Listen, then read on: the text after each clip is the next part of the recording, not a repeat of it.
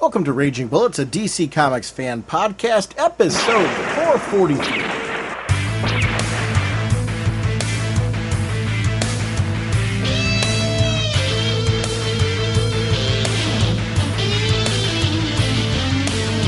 Welcome to Raging Bullets. I'm Sean Mullen, drnorge. I'm joined as always by my co-host Jim. I got Chuck Norris on the brain. So says the sensei of the whatnot, Segulin, the Duke of, the elder statesman of the podcast, Segulin. How's it going, eh? It's great. We're going to be talking on this episode about Batman, Superman, Aquaman, Secret Six, new Suicide Squad, oh my, and having a great discussion about some of those things. We're also talking about some of the recent news that came out from Bleeding Cool about DC and the state of DC right now, and of course Jim Lee and Dan DiDio's response to it, because it's a hot topic, so we should be talking about it. We are proud members of the Comics Podcast Network, the League of Comic Book Podcasts, the InfiniteComics.com podcast partnership. Sponsoring us this episode is DCBService.com and InStockTrades.com over at DCBService.com. This is that time of the month. I get really excited right now because we know next week we're going to be getting what the new deals are coming from DCBService.com. I know, Jim, that's where we get your bundles. That's where we get statues. That's where we get toys, new comics, all kinds of deals and savings on hardcovers, trades, and whatnot from DCBService.com. So I'm looking for that. Remember, they are a digital partner. Whether you do My Digital Comics or Comixology, please make sure to link your accounts to your DCB Service account. 5% of those purchases go towards your DCB Service order, so make sure to do that. And shop through their portal. Over at InStockTrades.com, Deals of the Week are something I always love. Actually, we were talking a little bit about Star Wars in one of the upcoming voicemails, and they have a Star Wars Legends Epic Collection. It's 50% off, only $17.49. And I love that kind of stuff. Wonder Woman by George Perez, the hardcover, is currently 45% off. It's the number one top seller. It's $41.25. So there's some great materials over there. Scalped. Scalp the Deluxe Edition, hardcover book 2, 45% off, only $16.49. Jim, I got a question for you on this one. With things like Scalp, I'm loving when they do these Vertigo re-releases of titles that I loved from Vertigo in these Deluxe Edition hardcovers.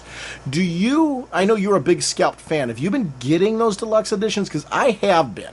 But I know you, like me, you rebought them probably in trade and all that as they're going along the way. What do you do with a series like Scalp? Do you get those, or are those even on your radar? They're actually on the radar. A lot of times, especially like Scalp, I've got when they pop up on DCBS, when in the monthly orders when it first comes out, I'll see them and I'll click on a lot of times especially when you get these really nice hardcover, trade deluxe edition trades. I see hardcover deluxe edition and I jump on it, just because it's.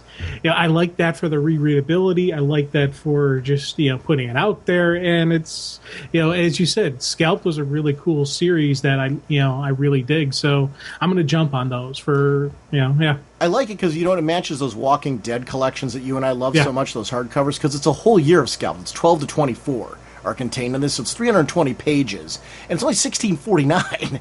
I mean, and that's a great series. So that's stuff that I reserved for those special series, the ones that Scalp I'll reread. I know I will, because it was such a great book by Jason Aaron, and the whole team just really wrote a great book there. So that's one where I want the deluxe edition of that for rereadability, and to have all of those issues contained in one book really works well for me. So that's InStockTrades.com, your collected edition source. Mr. Segulin, what kind of a podcast are we? Raging Bullets is a spoiler podcast. We go in-depth into plotline, story twists, and whatnot of the comics we're discussing on today's show. So, if you haven't read the books, you may want to come back later so you can better enjoy the show. Jim, Chuck Norris just came back through time and he's karate chopping you right now for that. But, let's go talk some comics anyway. Carter Hall, scientific genius from a far-off world, flies into action as Hawkman. So, Jim, it's funny. Because you and I record every week-ish, I don't check your Facebook very often because if we're not recording, you and I at least talk every week to kind of make a plan for when we're able to record, because we're on kind of this week to 10-day cycle because of our work. So we talk so often, I never know what's going on with you. But this month has been crazy. I need to start following your Facebook because you got a whole bunch of nonsense going on. So what happened now? Well, August has not been a good month for me, medical speaking. I had an overnight stay at the hospital, and now I'm on crutches. Jeez. I was walking in my house, and I stepped wrong, and I tripped, turned my ankle, whatever you want to call it, and I hit bad. It's not my ankle that's actually messed up. It's my foot actually is sprained itself. It's not a sprained ankle. It's a sprained foot. And Ooh. the doctor, was, when they did the x-rays, he's like, I don't see any fractures, but there was so much swelling, they're not 100% certain on that. So right now we're just trying to get the swelling down. I've got a compression boot that I have to wear, and when I'm not wearing it, I'm icing it. So I'm trying to get swelling down, and we'll see in a week if things are better. He said probably about 2 weeks I'll have this boot on, and I'll be moving around with crutches, and I'm still trying to figure out how I'm going to drive to work. That's going to be interesting, and this thing is just uncomfortable. It's uncomfortable. The crutches stink. They lost their fun after about 5 seconds of, you get that initial thought like, woohoo! And then you're like, this really is terrible. I don't like this at all. One of the reasons why I laugh, and it's really the only reason why I laugh, is you were laughing, first of all, when you first started telling me, which that eases me right away. I'm like, okay, dude's okay, which is kind of the first area I go to. But it's even like this month, the one good thing about your various ailments that you've gone through this month is that you're okay. I mean, overall, in the sense like these are things that you'll recover from. Everything's fine. There was that one about your heart where that was going on. I'm like, oh my gosh, is dude having a heart attack or something like that? That wound up being okay, So it was. It's as for as much turmoil you've had this month, I'm relieved as a friend that you're actually okay. None of these things are like, critical where you're going to be in big trouble. You've dodged a lot of bullets. Let me put it to you that way. Yeah, it was funny because the one thing the doc said with this last one, he goes, because of my size, he's actually very surprised I didn't break it. I didn't break any bones, but I was like, hey, with my cat-like reflexes, I was able to, to roll and I've watched enough wrestling. I know how to take a bump. So all these little things in my life that have helped me along has actually saved the broken bone. But it hurts like hell. Yeah, a lot of our listeners don't realize that you're the ninja of this podcast. Yes, for your stealthy cat-like abilities. Oh, yeah. Jumping off of that, one of the things that I sent you prior to our recording was some of the news have been going on at DC this week, and I always get worried when I see these articles. It was the Bleeding Cool article that was published, and they were talking about DC Comics as a comic company was down something like $2 million, I think is what it said, and it's one of the things that I saw in the article and then saw in the explanation afterwards. Part of this was they had a big move. They moved all of their offices from New York over to California. And that move in and of itself is a rather expensive process when you consider everything that you're doing. So that's going to affect your bottom line. But then also there was a lot of talk about these experimental comics that they've been doing, which I really like. I like the DCU concept. I'm loving the fact that they've taken a lot of the core titles that we love, and obviously they're continuing to deliver them with great creative teams and concepts, but they're trying some new things. And that was something I liked since the beginning of the New 52, was this idea that there's always a few titles that are experimental. And the article painted like a rather negative picture to the situation and where it's going and how it would affect page counts and possibly creators and things like that. And those things, I hope none of that is true as far as I'm a big pro-creator person because of the fact that, these talented writers and artists and everybody in the whole team really produce this quality work that I enjoy. And that's what I'm here for at the end of the day. I'm not a big one to get into the news and the behind-the-scenes stuff like that. I'm enjoying the product. And obviously the focus of our show is on that aspect of it, because that's as fans, at the end of the day, that's where I started in my childhood. That's my escape at work. And I think we do our best service on this podcast to creators by shouting out the accolades of the books that we're really enjoying and what we're digging about those concepts, and hopefully getting other people to do the same thing about what they're doing. But I do get interested when stuff like this is happening just because of the fact that I root for comic companies in general. Take the DC part out of it. I want comic companies to do well. I'm not a DC versus Marvel versus Image versus all that kind of guy. I love comics. I think when the industry's doing well as a whole, it benefits the creators. It benefits the amount of titles and amount of choice that's available to us. So when I see any article that's talking about, oh my gosh, they're down by 2 million, I get a little scared because cuts and cutbacks, who do they affect? Us as the readers. So I'm rooting for the company. I like that DC and it was Jim Lee and Dan DiDio got up right away and they did a response to all this, and they talked about, the nature of the industry and, the fact that a lot of, the creative titles, they give them a certain amount of time, the new ones, to kind of build an audience base, and if they don't, they switch things out, and that's pretty normal. That's not something new. Comics have always done that. I like that they give titles certain runs. I'm hoping that some of the, the article is kind of alluding to the fact that some of the runs might be cut shorter than others. I hope that's not the case, because I like when a book that I've invested my time in has an ending. And even if it's an arc ending, if that makes sense, I want some form of closure. And I hope that whatever they wind up doing with any title that I'm currently reading, and there's no list of titles being canceled or adjusted or changed. I think this is all a little premature. But I'm hoping whatever they do, that they keep that in mind, because that keeps my confidence as a reader. If my title's only going to go 6 issues, for example, that I'm reading and enjoying, I hope that the writers have enough time to be able to adjust and wrap things up in that 6th issue where I feel like, okay, it was a good mini. And I'm thrilled that I read that mini. I loved the characters. Thank you to the creators for producing that concept. It's something I'll cherish as a reader. And obviously I want it to go longer than that, but I need closure. That's all I ever ask for. And I look forward to seeing then where those creators that I just enjoyed are going to pop up next, so I can follow more of their work. So that's kind of my take. What was your take on all this, though, when you're reading it? I know I've done a lot of rambling, but when you see this kind of stuff, Jim, first of all, what was your impression, and what do you think this all means? Well, with me, the main, it's the most basic business equation, business formula, concept, however you want to term it. It's profit equals revenue minus expenses. That's the founding basis on any type of business principles and or accounting, just the general, just what is business, the very nature of it. So when you look at the situation, the way you increase your profit is either you increase your revenue or you decrease your expenses. If your revenue stays the same but your expenses go up, profits must go down.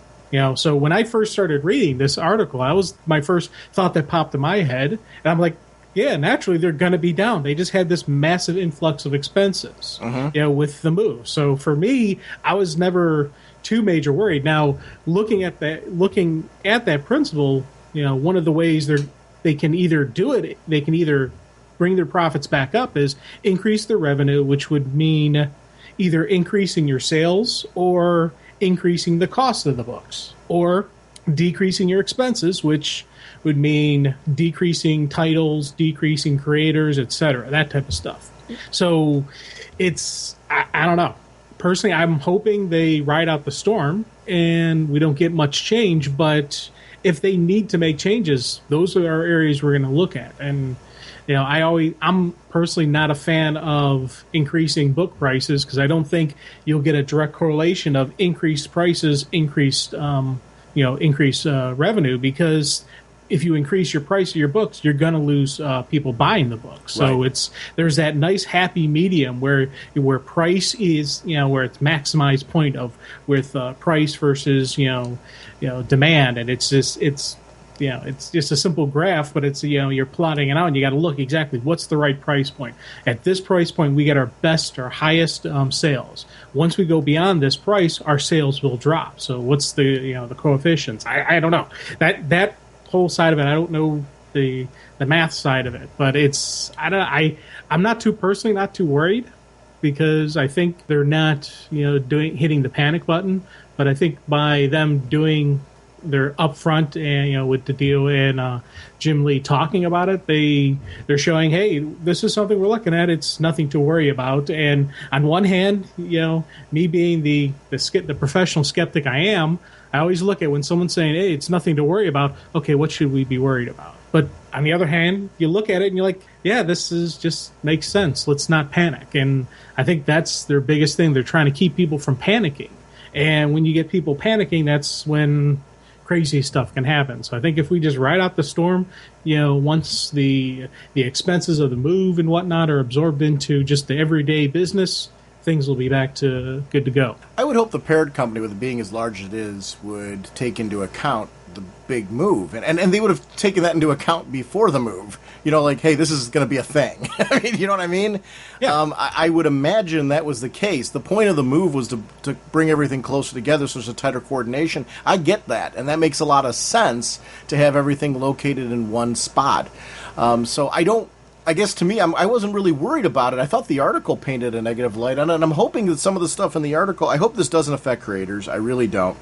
Because to me, I think creatively right now, DC's batting really high. I like when you take risks and gambles. I think there's a Vertigo initiative that, first of all, I love the DCU stuff that's been coming out. I've been having a lot of fun with that. I like the variety. And for me, variety, just keeps me excited. Sometimes I want to read something a little different, and it's nice to have those things there. The Vertigo initiative they've got coming up, I think, is huge, and I'm excited about that. So they have a lot of great things in the comic end on the horizon, and I really wish when these articles would do that, they would paint more of a picture of that along with it for some balance. Do you know what I mean? Just to say, and just a reminder to readers, for all of this, reality that we're painting you right now, DC's got some great things coming up. I want to see more of that in journalism. I really do. Don't, go ahead and paint the honest negative if that's the way you firmly believe that things are going. Cool. I get that. I'm not against that. I like balance, though. And I really wish somewhere in that article it would have pointed to DC's released a lot of unique and interesting titles right now. You may want to check them out as a reader, but also they've got this great Vertigo initiative coming, and hopefully for DC that winds up being something that will also help turn the tide. I don't know. I think that's the part of the journalism piece that I often miss, because we tend to, as a society now, focus so much on the negative that we do a disservice to the positives. And I think those creative books that are coming out, I'm more excited about Vertigo. Now, I've always been, out of the two of us, I think, much more into the Vertigo, but I can't remember in quite a while a time where I was so excited about so many titles that are going to be coming out of Vertigo. It is quite a launch lineup. It's quite a diverse launch lineup. And what I like about that is I think there really is in the Vertigo launch lineup, for the first time in a while, something for everybody.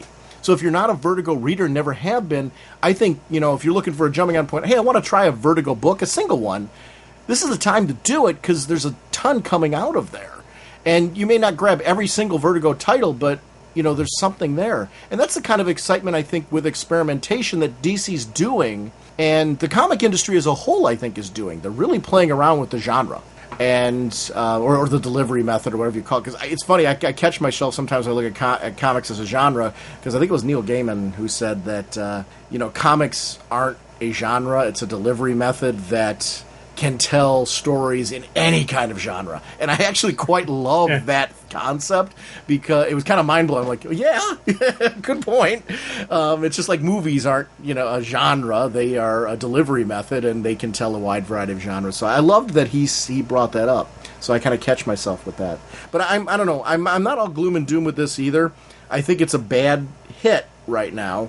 And it's a bad thing to have out there, only in the sense that people look for things to say, oh my gosh, it's gloom and doom, the company's falling apart, and there's going to be no, and hopefully the parent company, I'm glad to see they jumped out right away for that, and I hope they do something to further build confidence in the brand, because I don't know, to me the comics are top notch right now. I'm having a load of fun. Yeah, and it's with the comment about just like the negative and the broadcasting, and it's kind of, and it's not even in just this article. It's our media, our news, our however method you get your information, they do focus on the negative side of it. And it's funny because I am a professional skeptic, so I look at that as well. But sometimes, you kind of just wish, as you said, you give us the full picture, give us the whole story. Yeah, we have this, but they also have this other stuff coming down the line. But in defense of them,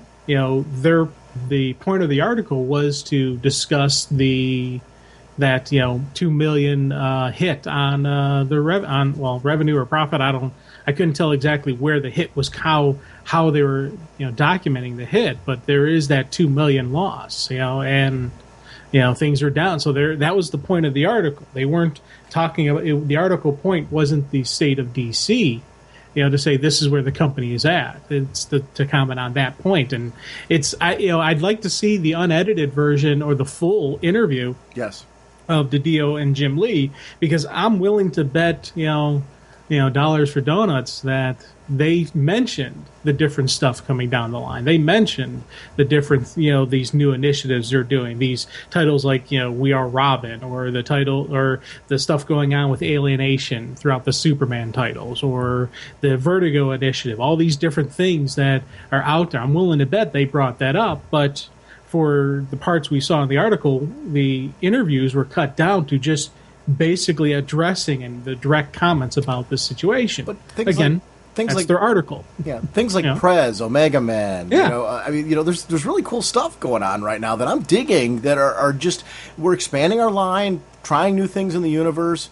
I'm digging that kind of stuff. Dr. Fate, Martian Manhunter. These are books that are interesting right now, and they're trying new things. And, I know when I read a lot of these titles that some of them are very experimental and some of them are not going to grab an audience.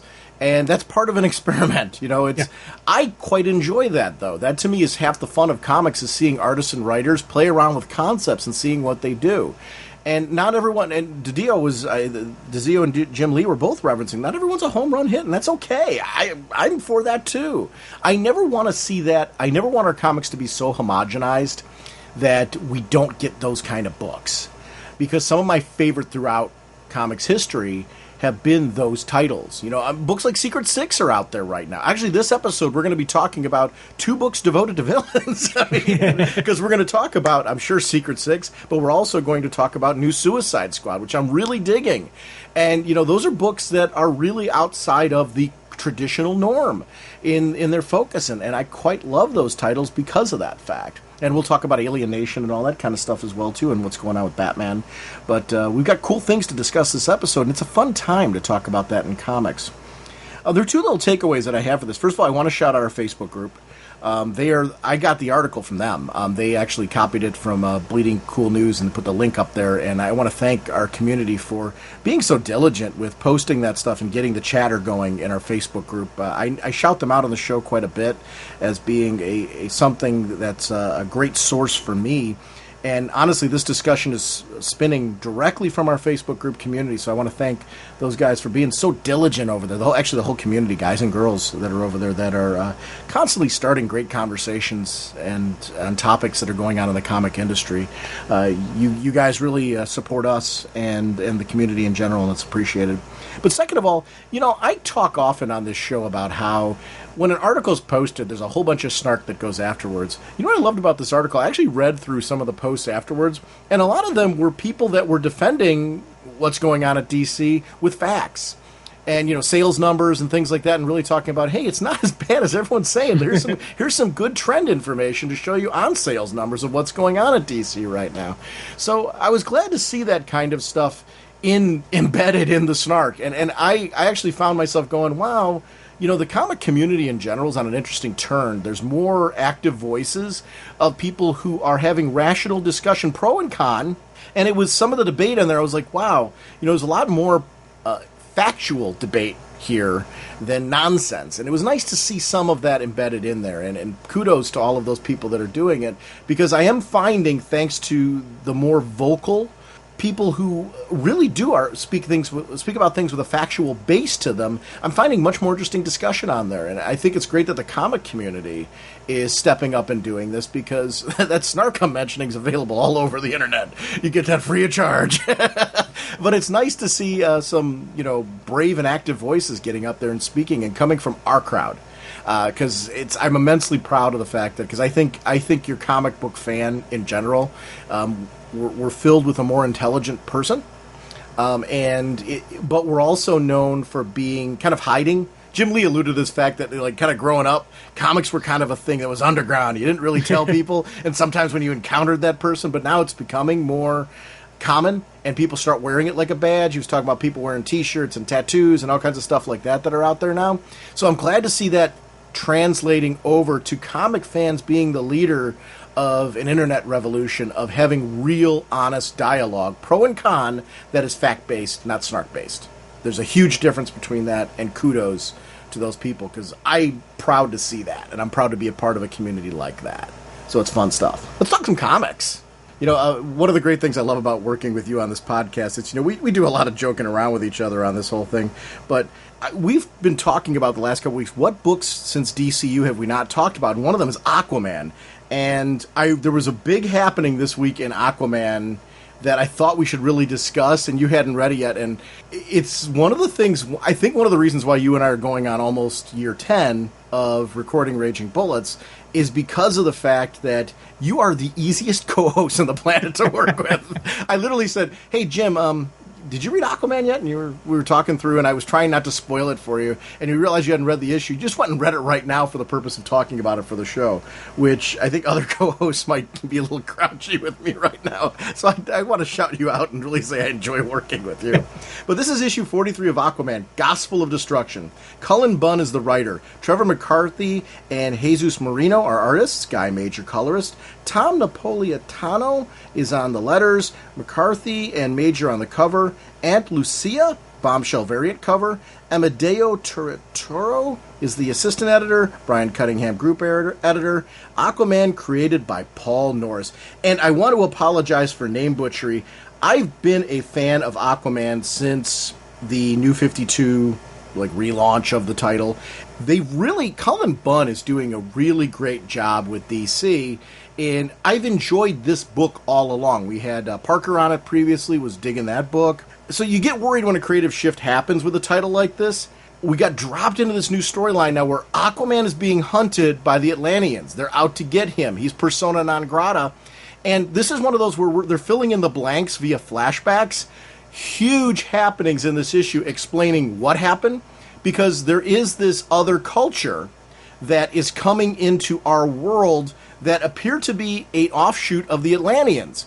So Aquaman's trying to protect them while at the same time protect his own people, and these invaders are being looked at as destroyers of Atlantis. So Aquaman now is being branded traitor. Love this story and what's going on, but the mirror reveals this issue are really what we're going to have to talk about.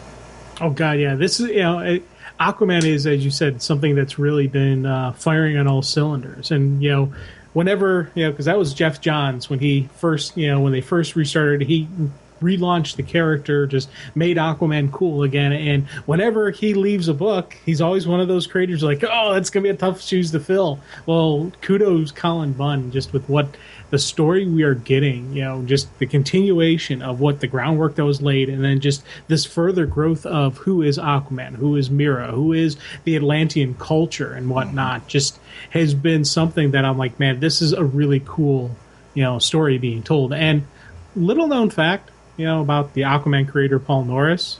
Did you know that Chuck Norris can actually speak to fish, and that's actually how he got this whole idea of Aquaman? Chuck Norris? Yeah. Chuck Norris time traveled back in time. And became Paul Norris? Well, he didn't become Paul Norris. He's actually visited his earlier ancestor. Paul Norris is one of the early ancestors of Chuck Norris, and let him know that he could speak to fishes. And he goes, hey, that'd be a great superhero idea. And that's hence why Aquaman is blonde, and a lot of times you've seen him with a beard. It's all taken off of Chuck Norris. I would like to take this moment to put a disclaimer on the podcast. When Jim and I recorded the first segment of the show, we paused for a little bit, and Jim went to go read Aquaman. Jim clearly drank something in the time between our original conversation and now. So I just want to put that on there. We're trying to get Jim help and support. Clearly it isn't working. So anyway, Aquaman. Jim, we were talking Aquaman.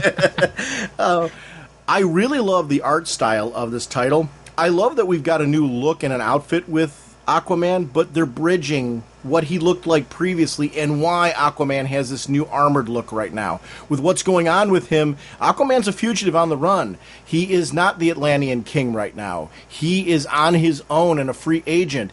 Mira appeared to have betrayed him.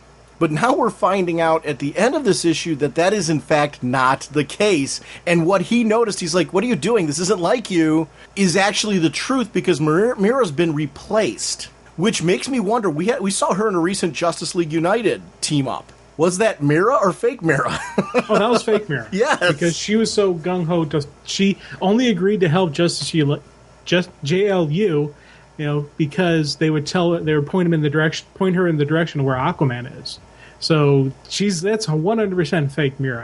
I'm trying to figure out when that's the next part of the story. I want to know when the switch happened. Because you had these really wonderful, tender moments between Aquaman and Mira, and now this. And I'm wondering, was the fake Mira in on those tender moments, and she was just buying her time for the time to strike? Or was that real Mira after those moments is when she gets compromised? I want to know. That's the next part of the story that I'd like to know, which eventually we're going to find out. But, because I like how they're giving us these bits and pieces in flashback and letting us know before and then now, and they're jumping back between the two. It's a nice blending and a nice combination. That's kudos too, because the story, the way it's unfolded, noticing what's going on with Mira has been subtle. So, as a reader, you're looking at what happened that Aquaman so angered her that she would be on this path. I wasn't thinking a switch. Yeah. I don't know if you were. I wasn't looking at that. I'm like, wow, it makes sense if Mira was really this angry with him and she was the queen, that she would be hunting him down no matter what. And I'm like, what could he have possibly done? And this whole traitor thing, choosing the other culture, I could have seen that being a catalyst depending on how it played out. I did not see this coming, and I love that even more because now I look back and notice, he laid certain seeds there that were there all along. That was brilliant. It's really a great book. Well, and I thought, because I thought she was just basically being, undercover in disguise, and it was actually Mira, and she was faking the hunting him down.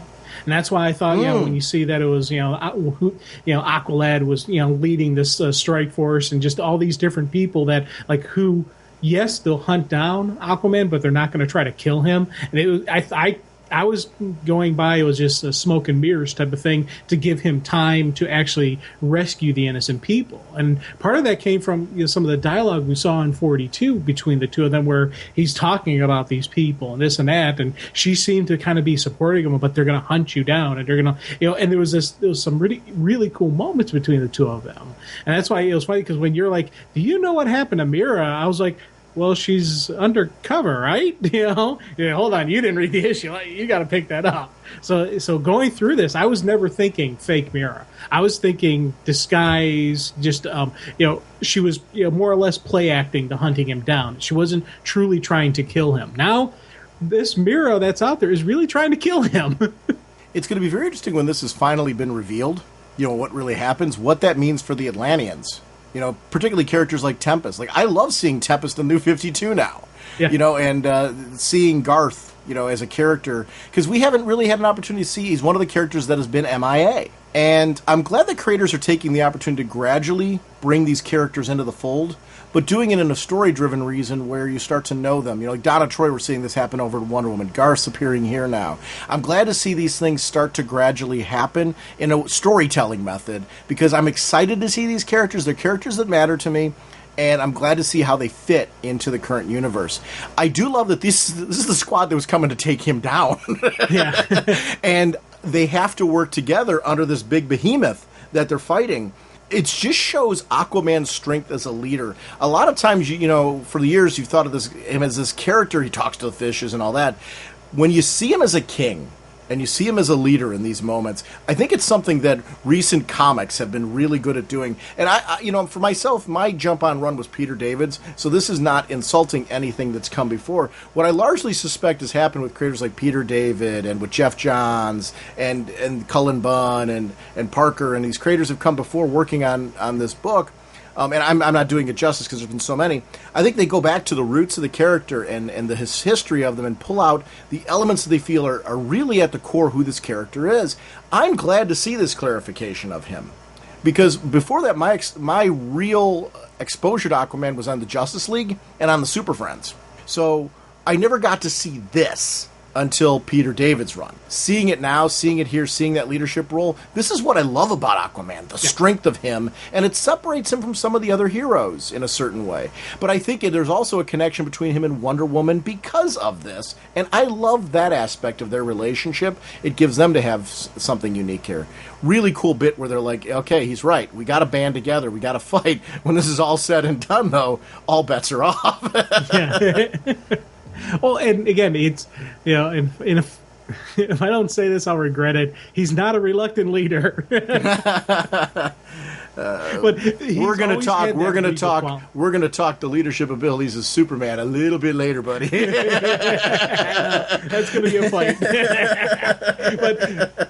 Aquaman, and this is something for me that I really saw in the beginning of the Jeff Johns run, where there is a nobility to him, there is a regal stance to him, but there was also just that personality and just that, you think back to, the early parts of this when he's sitting in that seafood place eating just some fish and people were bugging him and this and that, and he just calmly, we used to laugh saying, because that would be comic book fans would be throwing out those type of inappropriate, inopportune questions at that time, and that's the kind of guy, and he was just calmly handling it, but there was always still that regal presence. Right here, same thing. He's like, they're sitting there, they got this big massive behemoth. Garth's like, hey, what's that? He goes, that, my friend, is the real enemy. And I love the fact that he put my friend in there. Not, that's our main enemy. To Aquaman, these guys are not his enemy.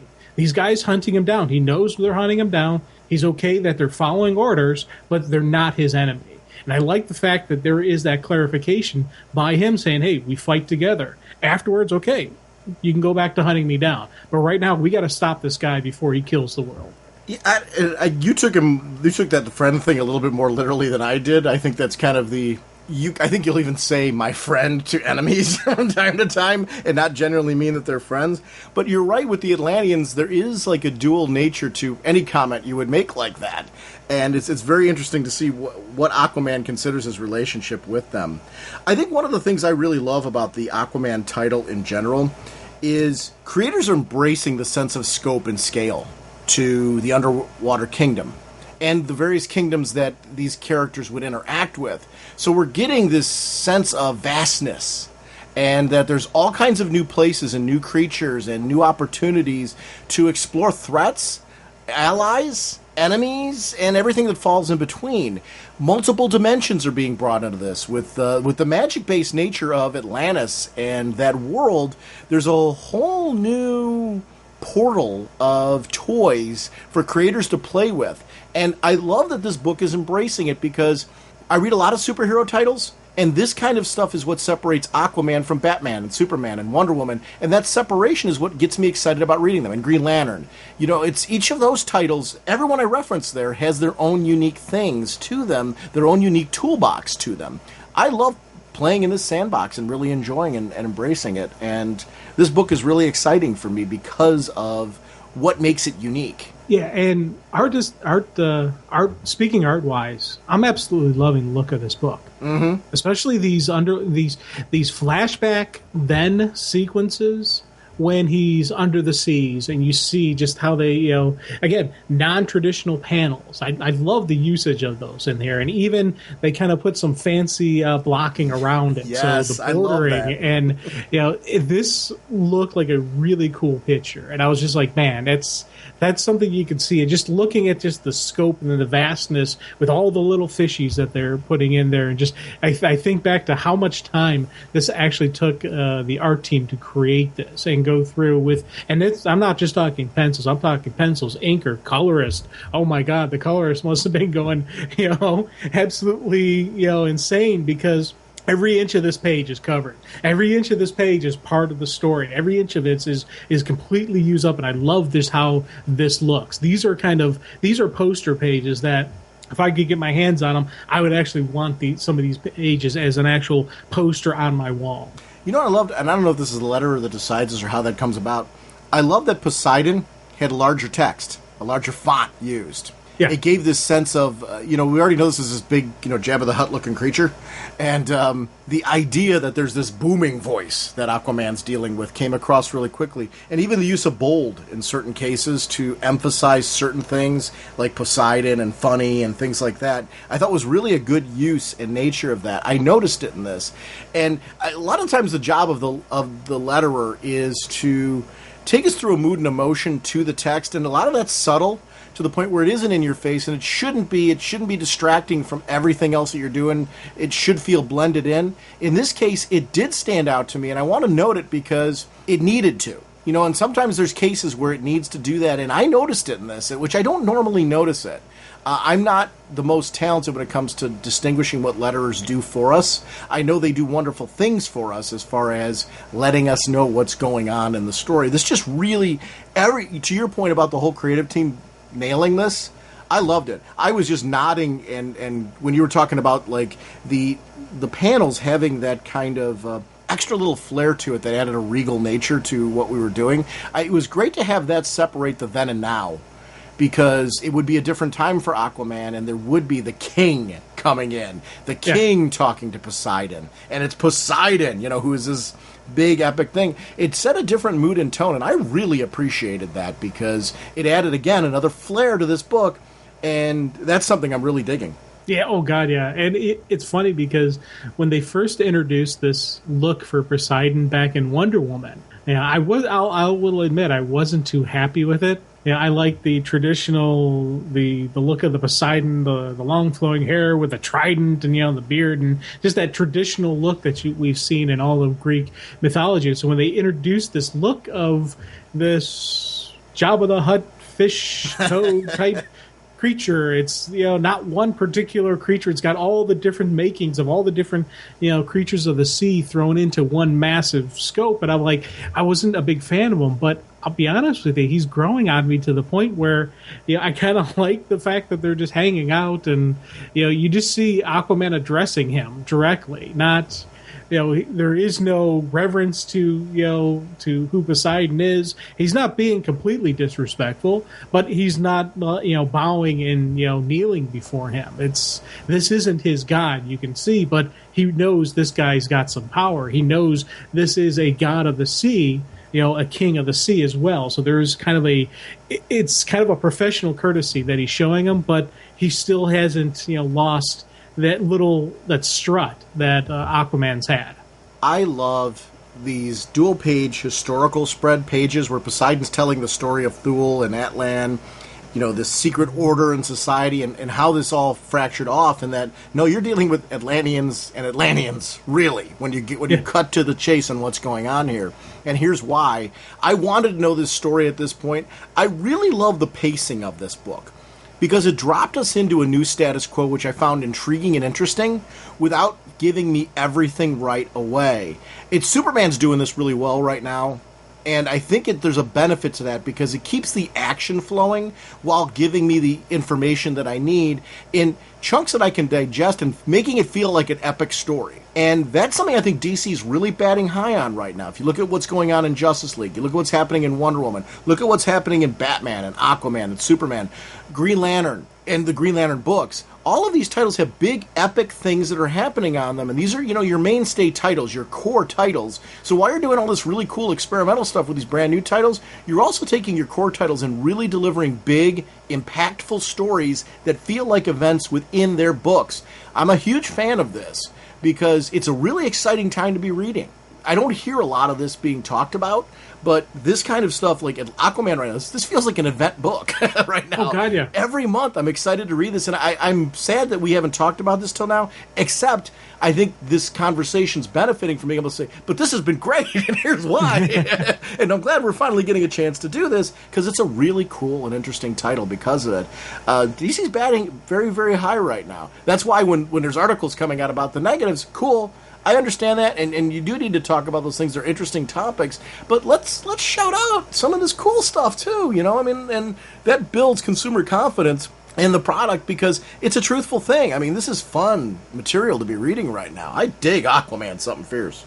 Oh, big time. Yeah, we're both in the same boat, and I'm just nodding. And it's funny because, again, another art just nod that I want to throw out there is when we have these flashback sequences before he gets the armor and before he gets the armaments from Poseidon. I love the fact that they kept true to the damage that he had sustained from Mira on his armor, and his one gauntlet got shredded in the fight with her, and his chest plate got got destroyed. And throughout all these past these flashback pages, they make sure to keep that in there. And it's I especially the glove, because I went through and when I did my art read through, I kept looking at his hand, going, okay, yeah, correct hand, okay, yeah, they kept it correct throughout. So again, more kudos to just the art team and just the the part they played in telling the story. This is a great story being told, but artistically, especially these fights, these present day fight sequences with Aquaman and the stalkers or hunters or whatever you want to call them, just how they're doing their tag team working together, just bring down this behemoth. Those are some really cool action sequences as well, intermixed with these cool flashback stories. This was a nice balance of action and story being told at the same time. So, as this battle's going on and we get to see more of Aquaman in his new armored look, I'm with you. I like when we see a storytelling reason for the costume change. I think that's really important. I don't mind being dropped into a new look and a new status quo. The hair's changed, because of the fact that he's more of a fugitive, but there's a bridge to all of this. Bridges are important to me. It adds that continuity. I love continuity. I love history. I love the fact that a book has a history. I don't mind status quo changes or reboots or relaunches, but I want that to lead to a sense of continuity in what I'm reading, because that's part of it being serialized. If you're jumping every arc and it's like a brand new book kicking off, it becomes very hard to feel a sense of progression. And I think it's one of the things you and I have always connected on in our love of comics, is that we enjoy this sense of forward movement, this sense of progression to a particular title. We can look back at the beginning and go, this character's in a very different place than they were from issue 1. That's something when you're 43 issues into a title, if you don't feel that or feel a disconnect from what it looked like, that's where they've really got to write a book, and really write the ship. Because as a reader, I more appreciate when you've had multiple creators and you can look through the history of this title and go, everything that built to here happened in this title in 43 issues, and I feel a sense that I was along for this journey, and I was a part of every step of the journey because of the fact that they've bridged any changes that they've made along the way in a way that I can tell you is history right now, and I liked it. And I'm glad I went along for 43 issues of this ride. It makes me want to keep going.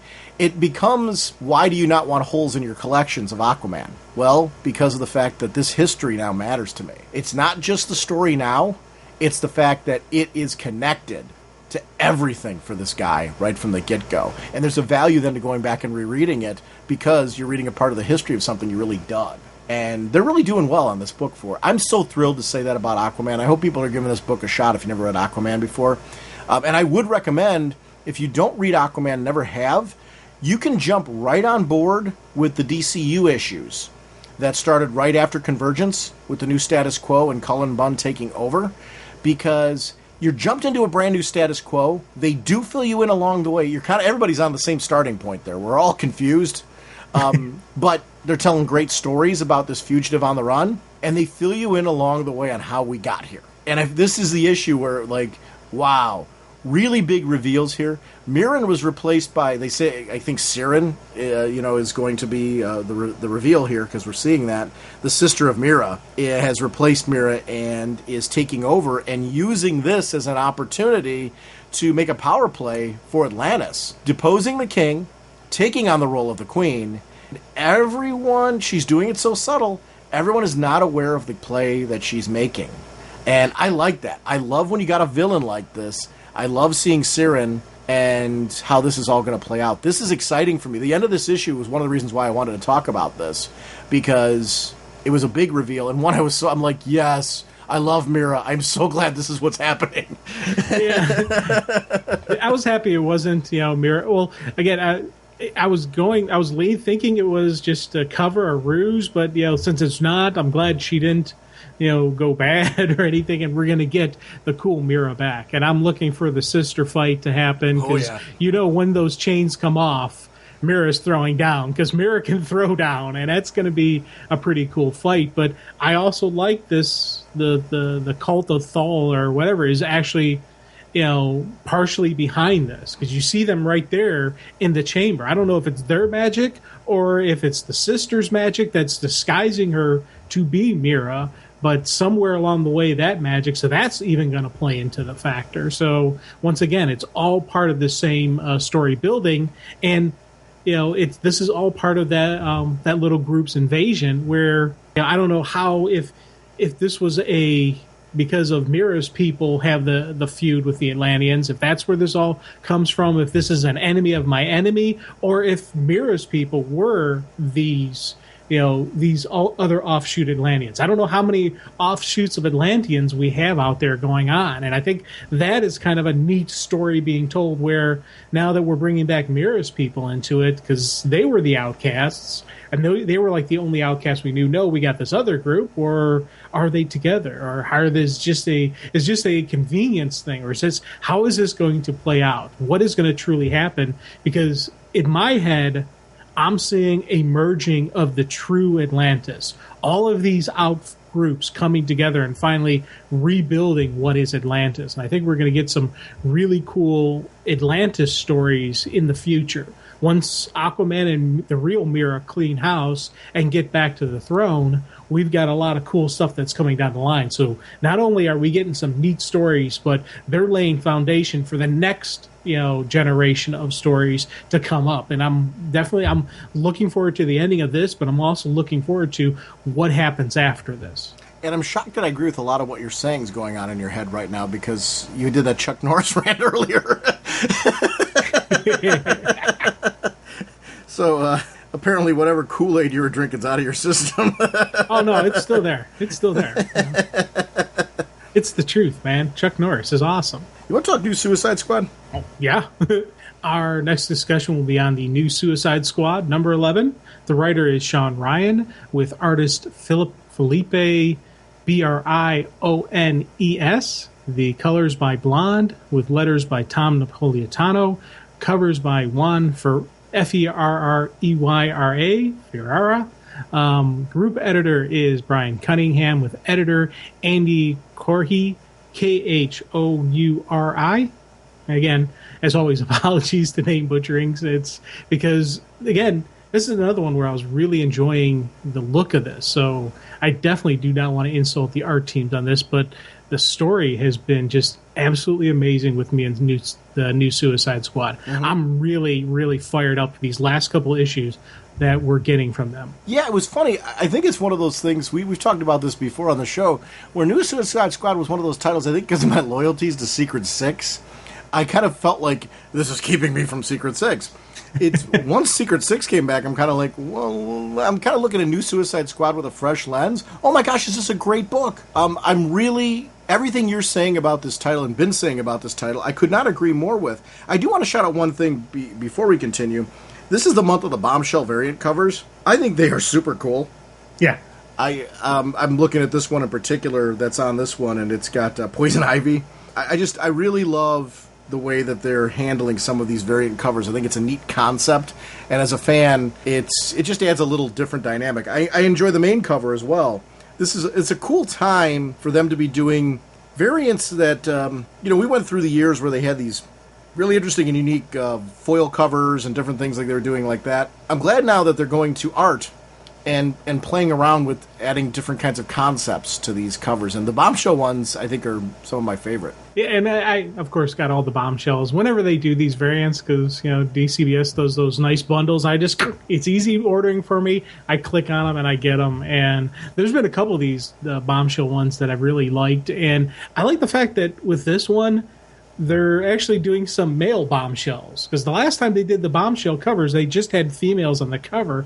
But I know with the Aquaman cover, it's actually Aquaman on the cover, and I think one of the Superman titles they're doing that as well. But they'll sometimes have the guys kind of dressed up and just out there. So it's that same style, but it's not just doing a female character. So I thought that was kind of a neat way to handle the concept of bombshell variant cover. Can I ask you how you handle the variants when you get them? Like, do you do kind of you open up the variant section and just kind of look through all the covers? Is that what you do? Because I'm assuming that's not your main reading issue. I've never read any of the variant covers. The variants come in, I seal the package, and I put them aside. I look at them because you can see the cover through the plastic, but yeah, these are. I've never read any of my variant covers just because they're all completely unread in the package. But I don't know. I store them with the actual covers. When I store my comics, I'll have issue 11 standard cover, issue the bombshell cover with it. Okay. Sometimes I'll take a variant cover, put it aside for possible future, get a signature on it. But right now with these covers, I've just been keeping them with the main title. That's cool. I didn't know how you. I was actually going to ask you how you stored them, because I'm always torn when I get a selection of variants. Do I want to keep the variants together by the cover type, or do I want to put them in with the main titles? As far as the sorting thing goes, I've been putting them like you with my main title, but there's a part of me that wants to go back, because I started taking some of my books, if they have crossover storylines, and putting all the issues of the crossover together, if that makes sense. So that way, when I go to reread, that storylines together in one of the titles. So if I'll use Superman for an example. If it's a Superman crossover and it goes into 3 other titles, I have all 3 of those titles in from whatever the first issue was that kicked off the storyline. So I can pull that out right from one section. But I'm so disjointed on how I've done it because I've been doing that over the last 2 years. So anything before that isn't that way. But I want to gradually do that because I want to go back and be able to reread, and I like them organized in a way where rereading makes sense. But then the problem becomes I have to remember which issue was the first issue, so I know what title it's under. But I do like having them all together instead of having to root through to grab the issues back, because then it feels like I'm pulling out a trade, if that makes any sense. Oh, yeah, that makes perfect sense. Yeah, that's why I just use my card catalog and, file everything under the Dewey Decimal System. So I've got, I just do a quick reference, cross-reference, title, creator, storyline, all that stuff. So you didn't have Chuck Norris go back in time and organize your collection with a... How do you think I got it so organized? Chuck showed up, said, hey, you don't have the Library of Congress here, but you got a really large catalog, and this is what the system is, for. And he once again retaught me what I learned back in elementary school. When you learn about the Dewey Decimal System, he said, hey, this is how it's used, and it was a great afternoon of just hanging out. Oh, don't ever pause the podcast again. That's my message. If I don't give you time, I don't get nonsense. I love Deadshot's look in this book because we are both big Deadshot fans from Secret Six. I think he's evolved gradually in the New 52 to be more the character that we loved. And I think this book has been a gradual journey to that. And I really love seeing this character playing out here with this particular team. I like that he seems to be, as much as you're going to get one in a villain book, he's the voice of reason. It is funny how, 2 of my favorite books right now, I'm enjoying New Suicide Squad and I'm really enjoying Secret Six. The 2 buddy cop characters out of those 2 particular books, 2 buddy characters, I shouldn't say, I'm not fair to call them buddy cop, but the 2 buddy characters that I always loved in those books are really 2 of my latch-on points of each of those titles. I'm riding through the eyes of Deadshot most of the time in this book, riding through the eyes of Catman most of the time in Secret Six, and I love that it's these 2 guys because, for me, I love them so much in Secret Six, it's nice to be able to hang with my buddies again. I should probably feel very dirty that I'm calling both of these villains that, but I do love these guys. Oh, God, yeah. And there's still story to be told about Deadshot. We don't know everything going on with him. Right. I like the fact that he is that character in this that, what is the whole story with him? And there's every issue we're getting a little bit more pieces laid out about who this guy is. On the surface, he's A, but in reality, he's B. And we're starting to see what the true person is, the true Deadshot is. And same thing can be said with Manta.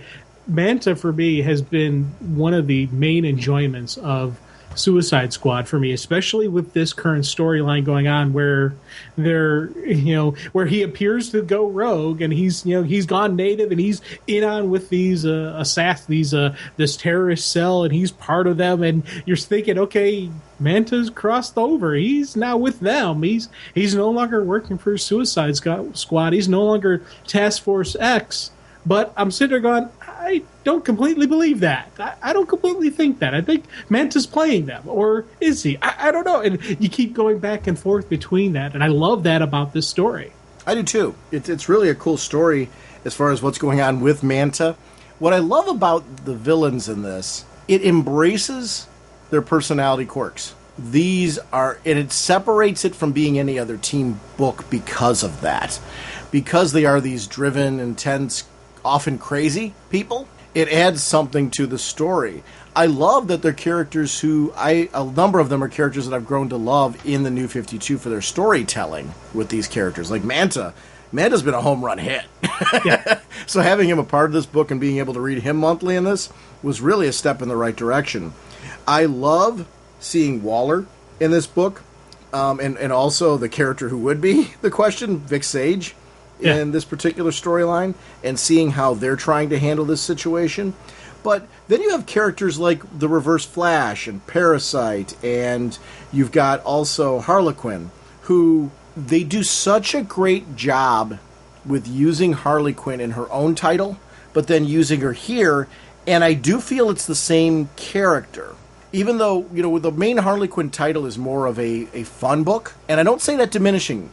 It's fun. It really is fun, and I love the fun factor of that book. But there's also a sense of her psyche and her disjointed nature and how she can be all over the place. And seeing that Harlequin and seeing her here and the connection that this is clearly the same character you're seeing in that particular book who can go on violent rollerblading tirades and in her league and stuff like that. I don't know. There's something fun about seeing Harley. I would have never seen her having such a widespread presence in the DC universe as being this kind of character. I'm glad she's branched out from being the Joker's sidekick to being something so much more, because she's a very, very interesting character.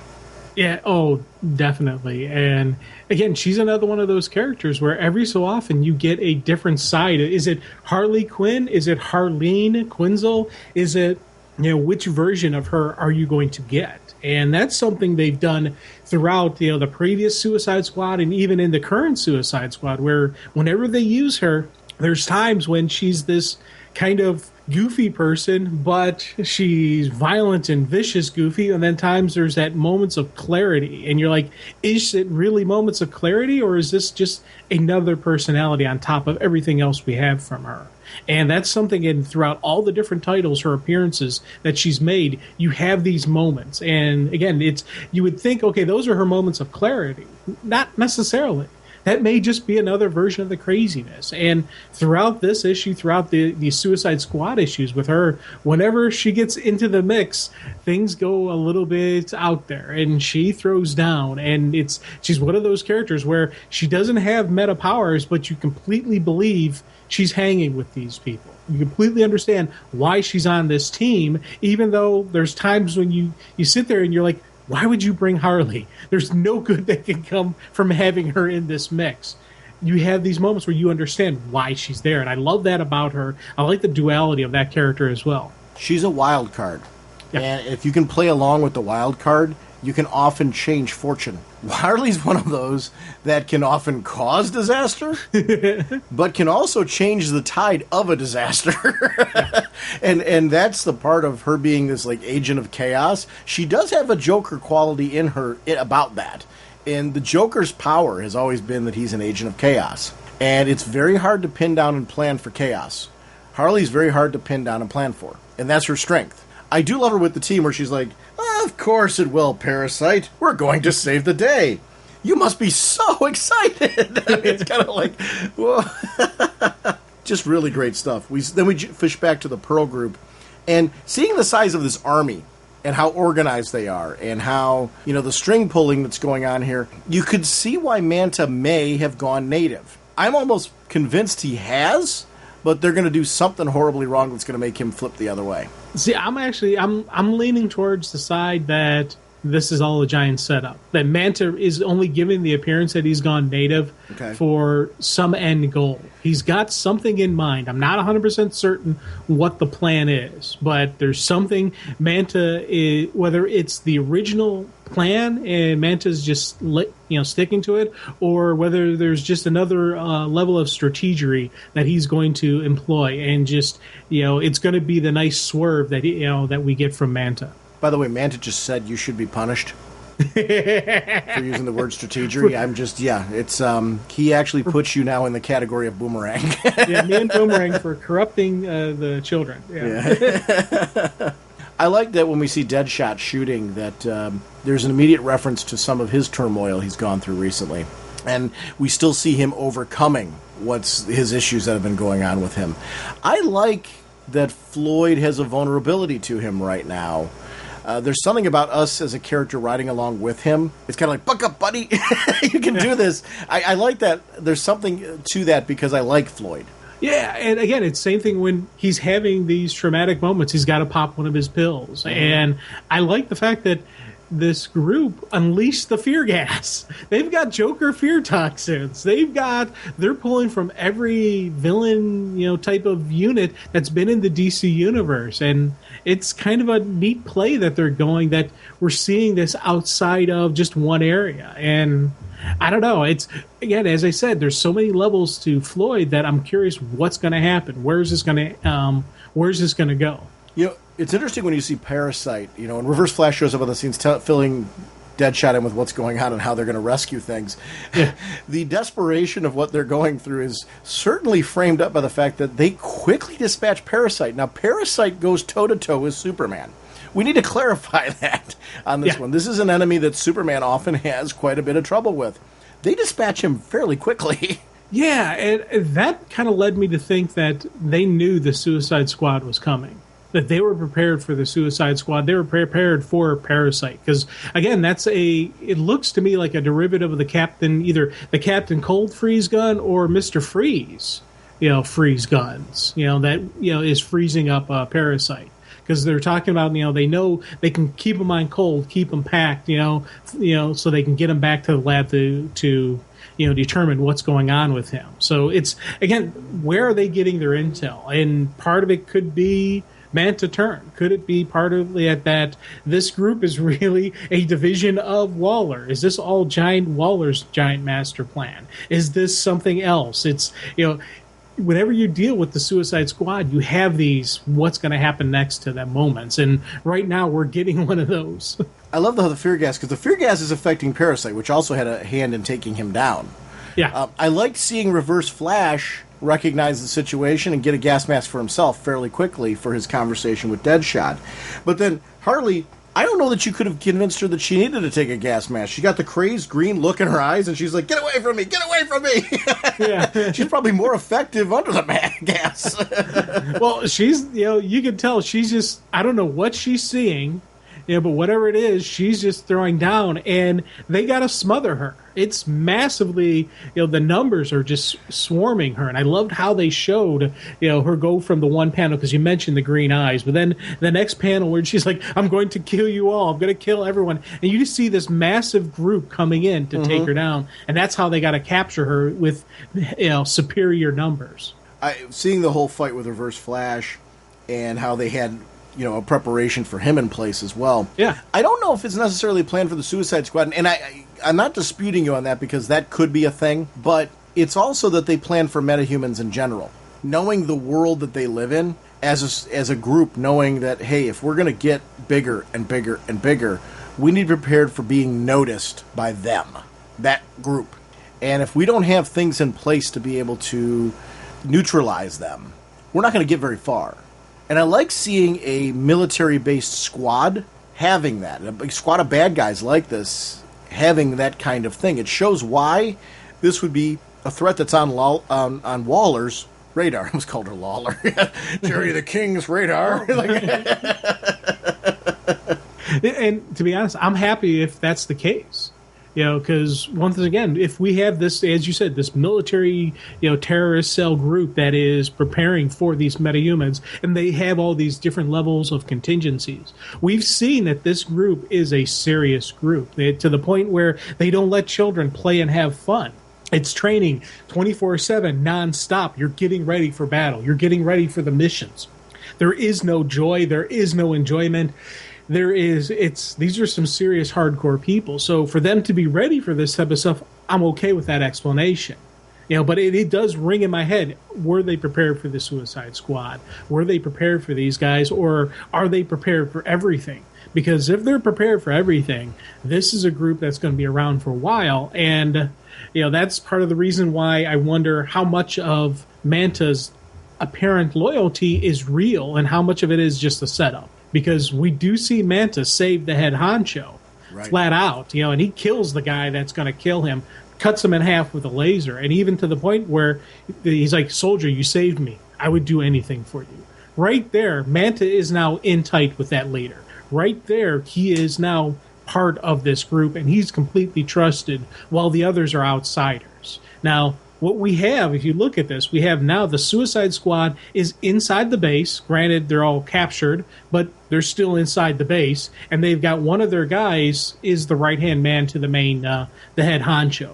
With that combination, they could do pretty good with taking this thing down from the inside. I agree. So there is that element that's potentially a part of this one, and I'm quite interested in seeing where all of this goes.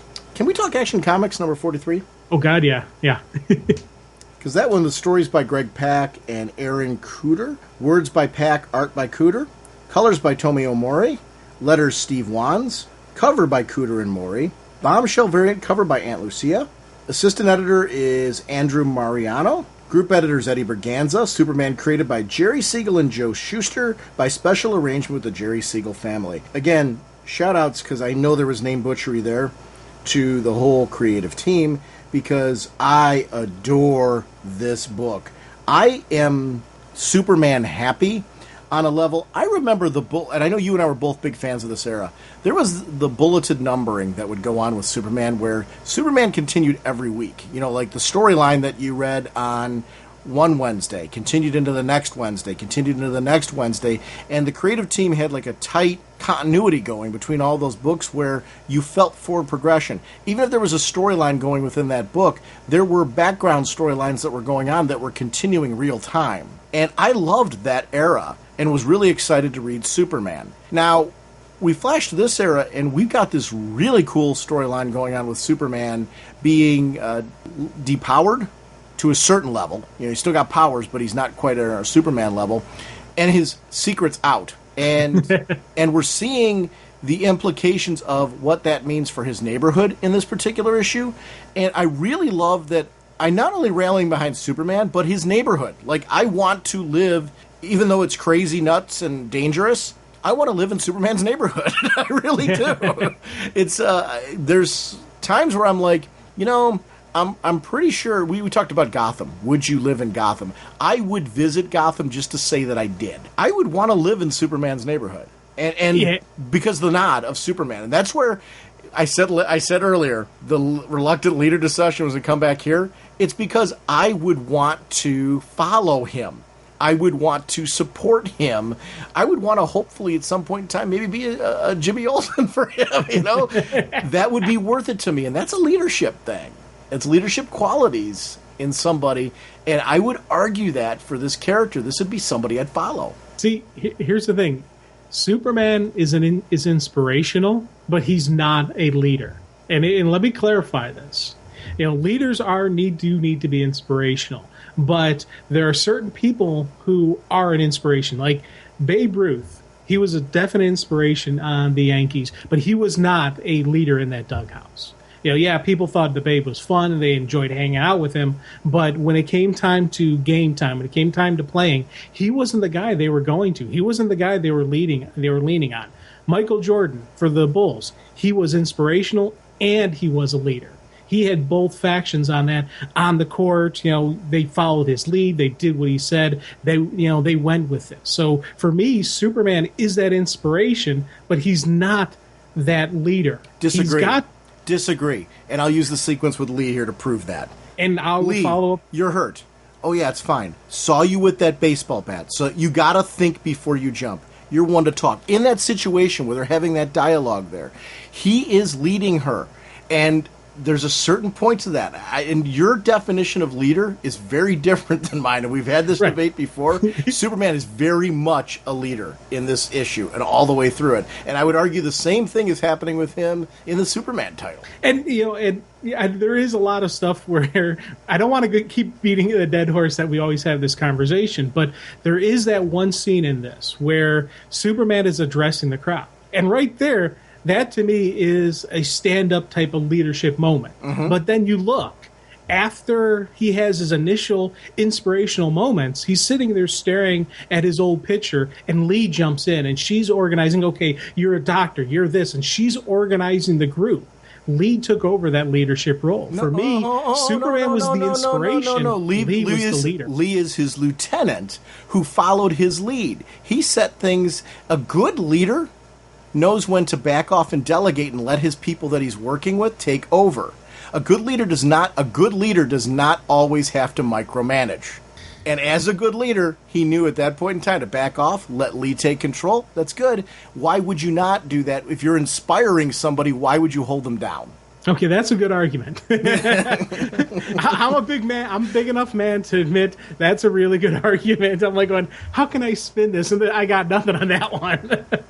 That's a good argument. But here's the thing about our passion debate. Either way, okay? Because I guarantee you, on this one, there's people who are clearly going to be in your camp. There's people who are going to be in my camp. I don't know right or wrong on that one.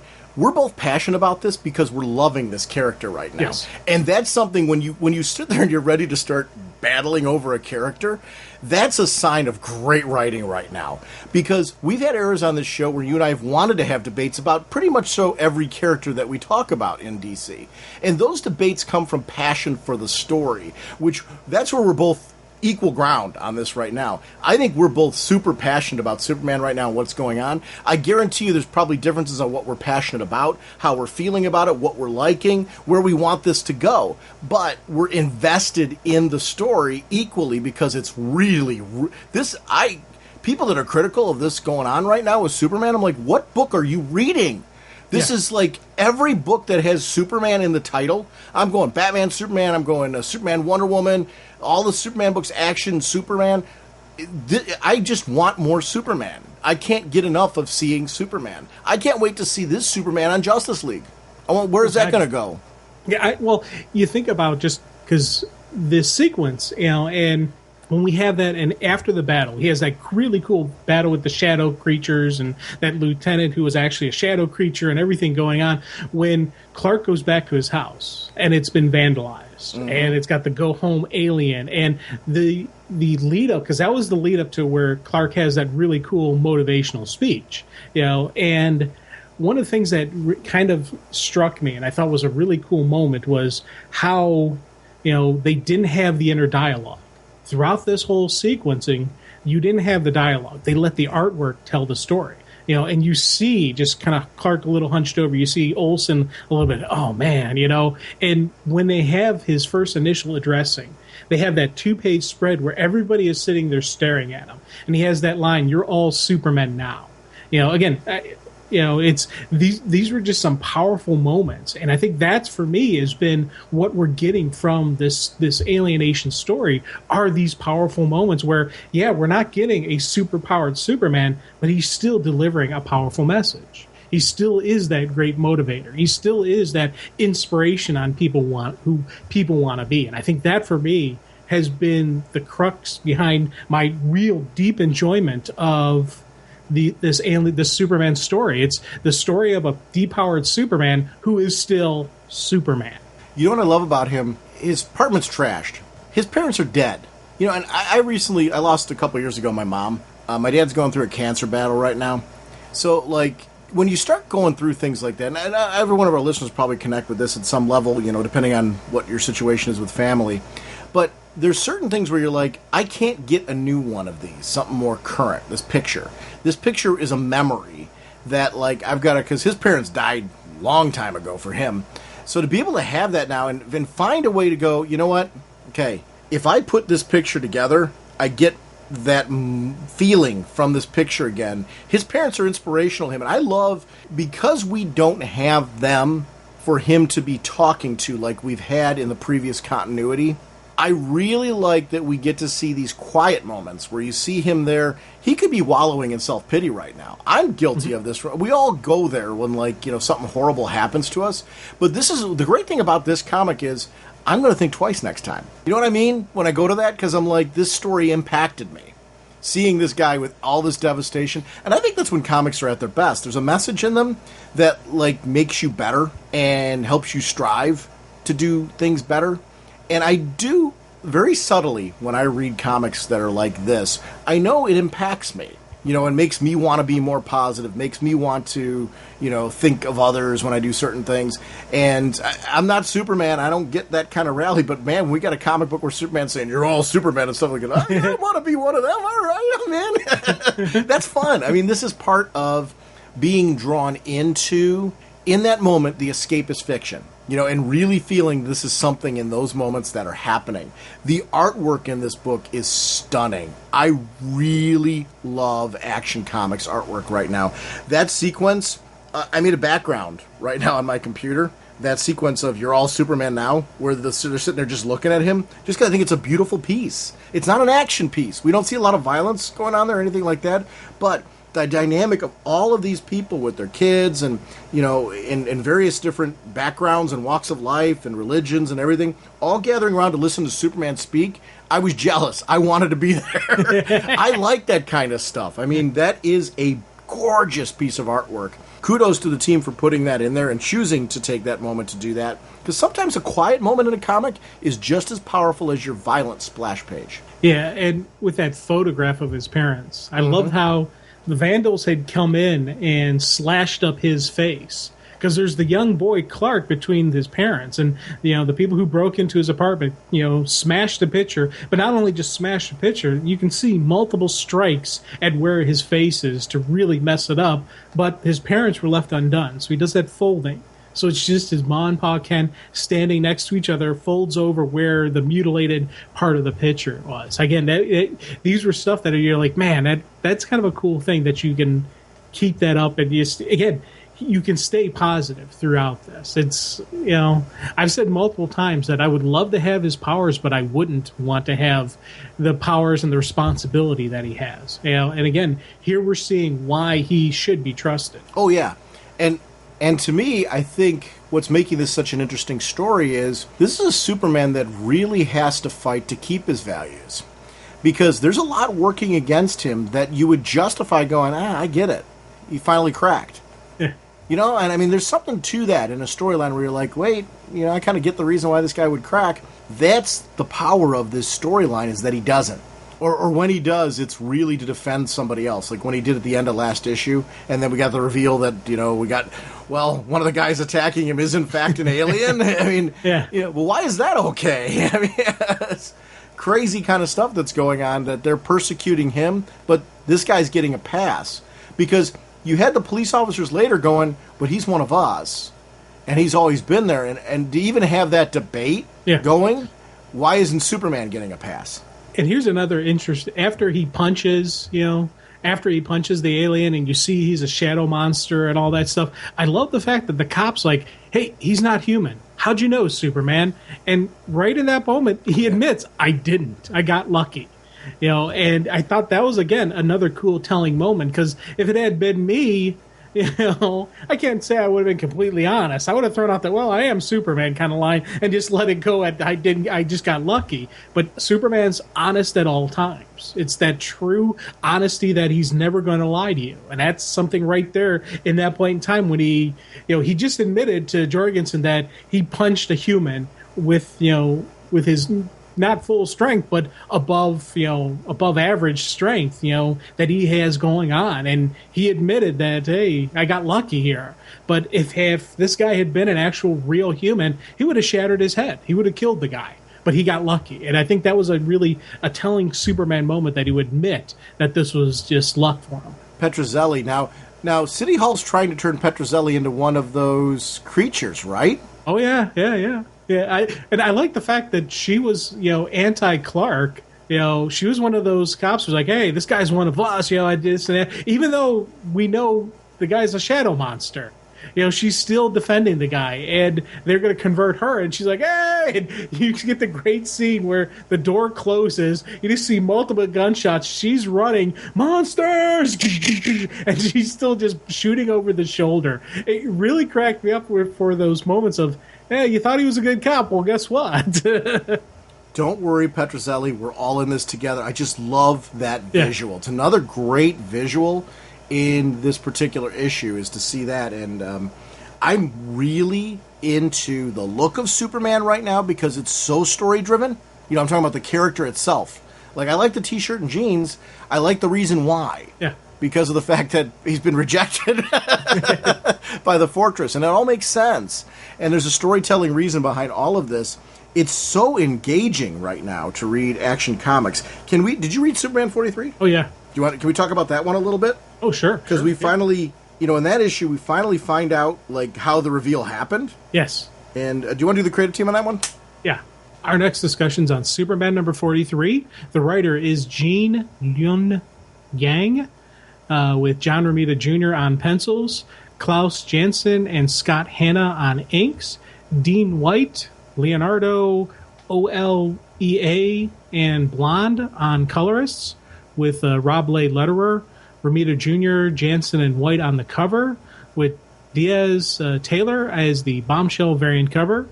Andy Marino is assistant editor, Eddie Braganza group editor, and of course, Superman was created by Jerry Siegel and Joe Shuster by special arrangements with the Jerry Siegel family.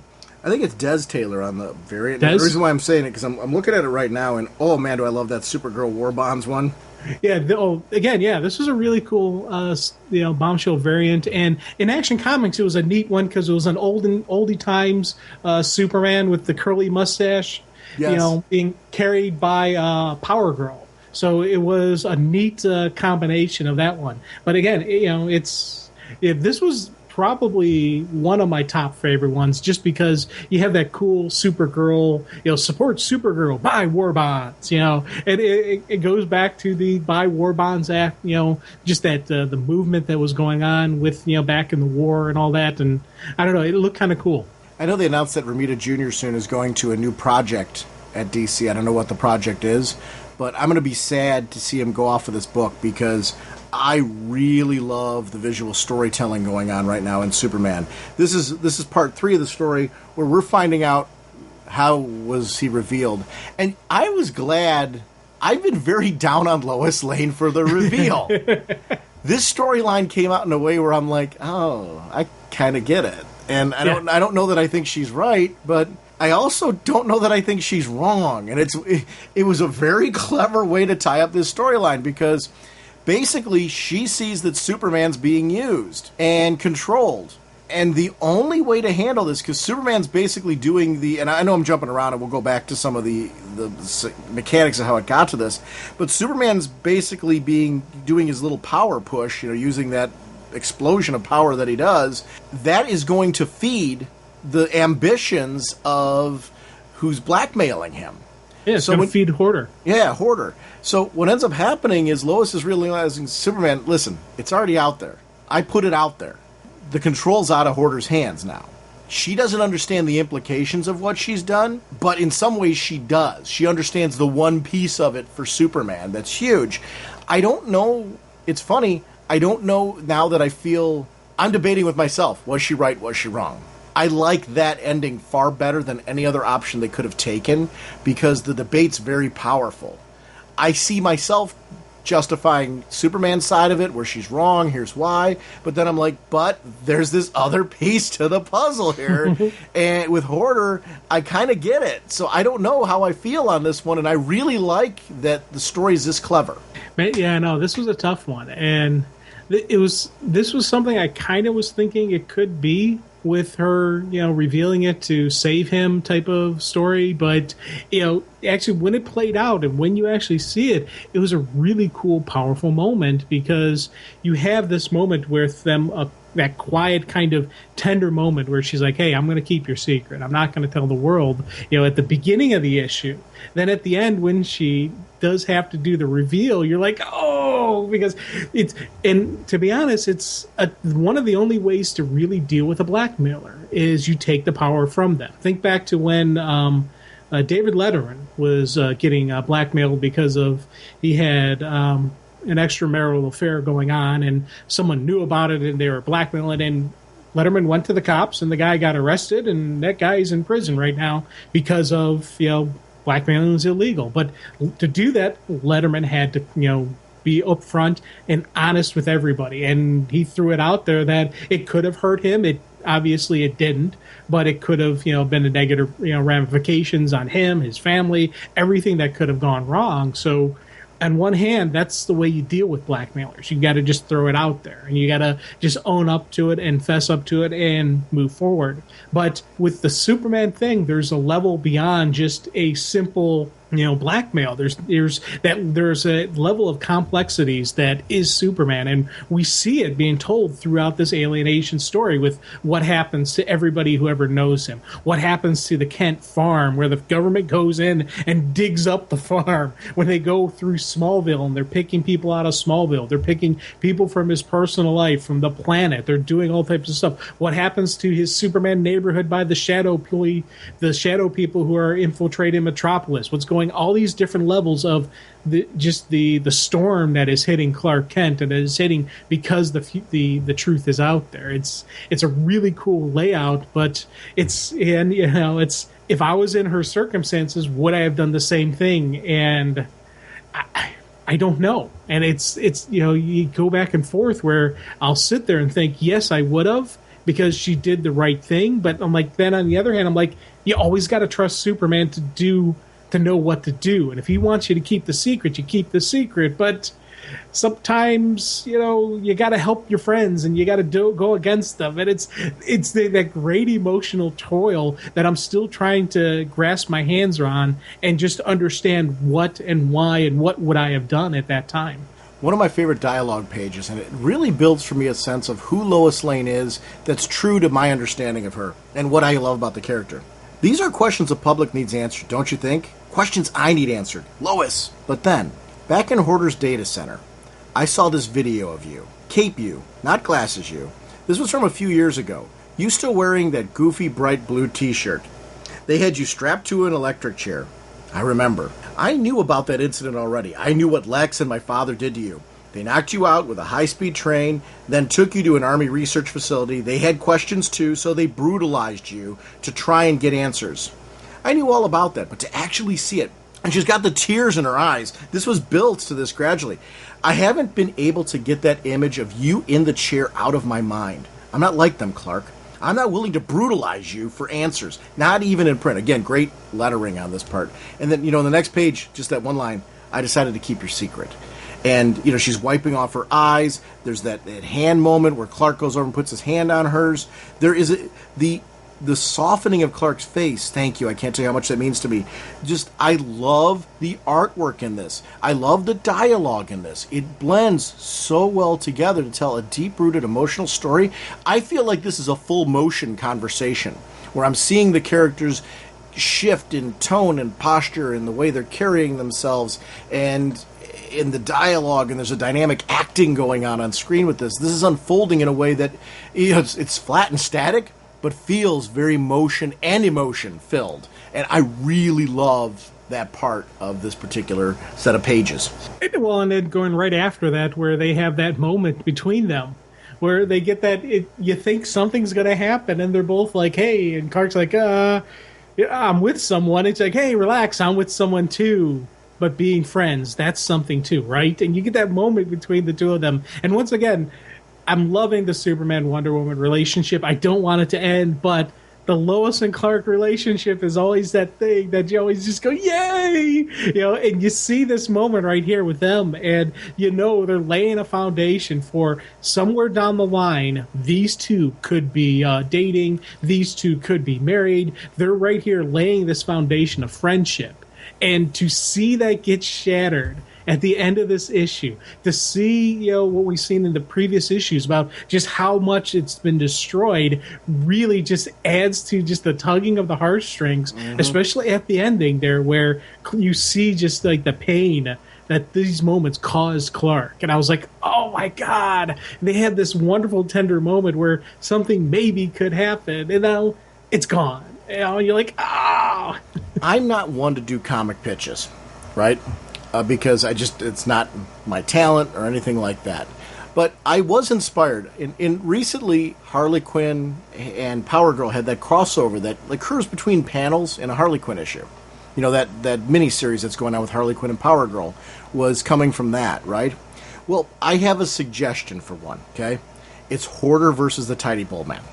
It happens in between panels.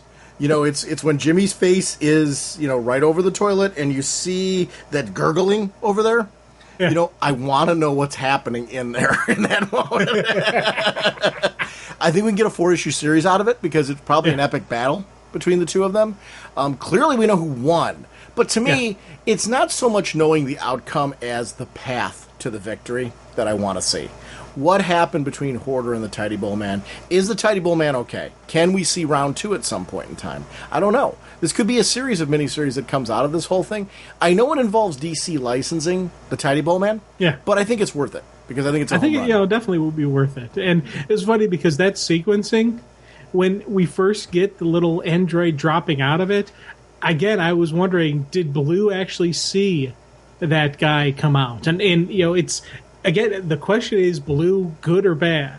And it's those moments where she's there, because at first before we realized what the little tech thing that is that just drops out, I was wondering, did she plan something?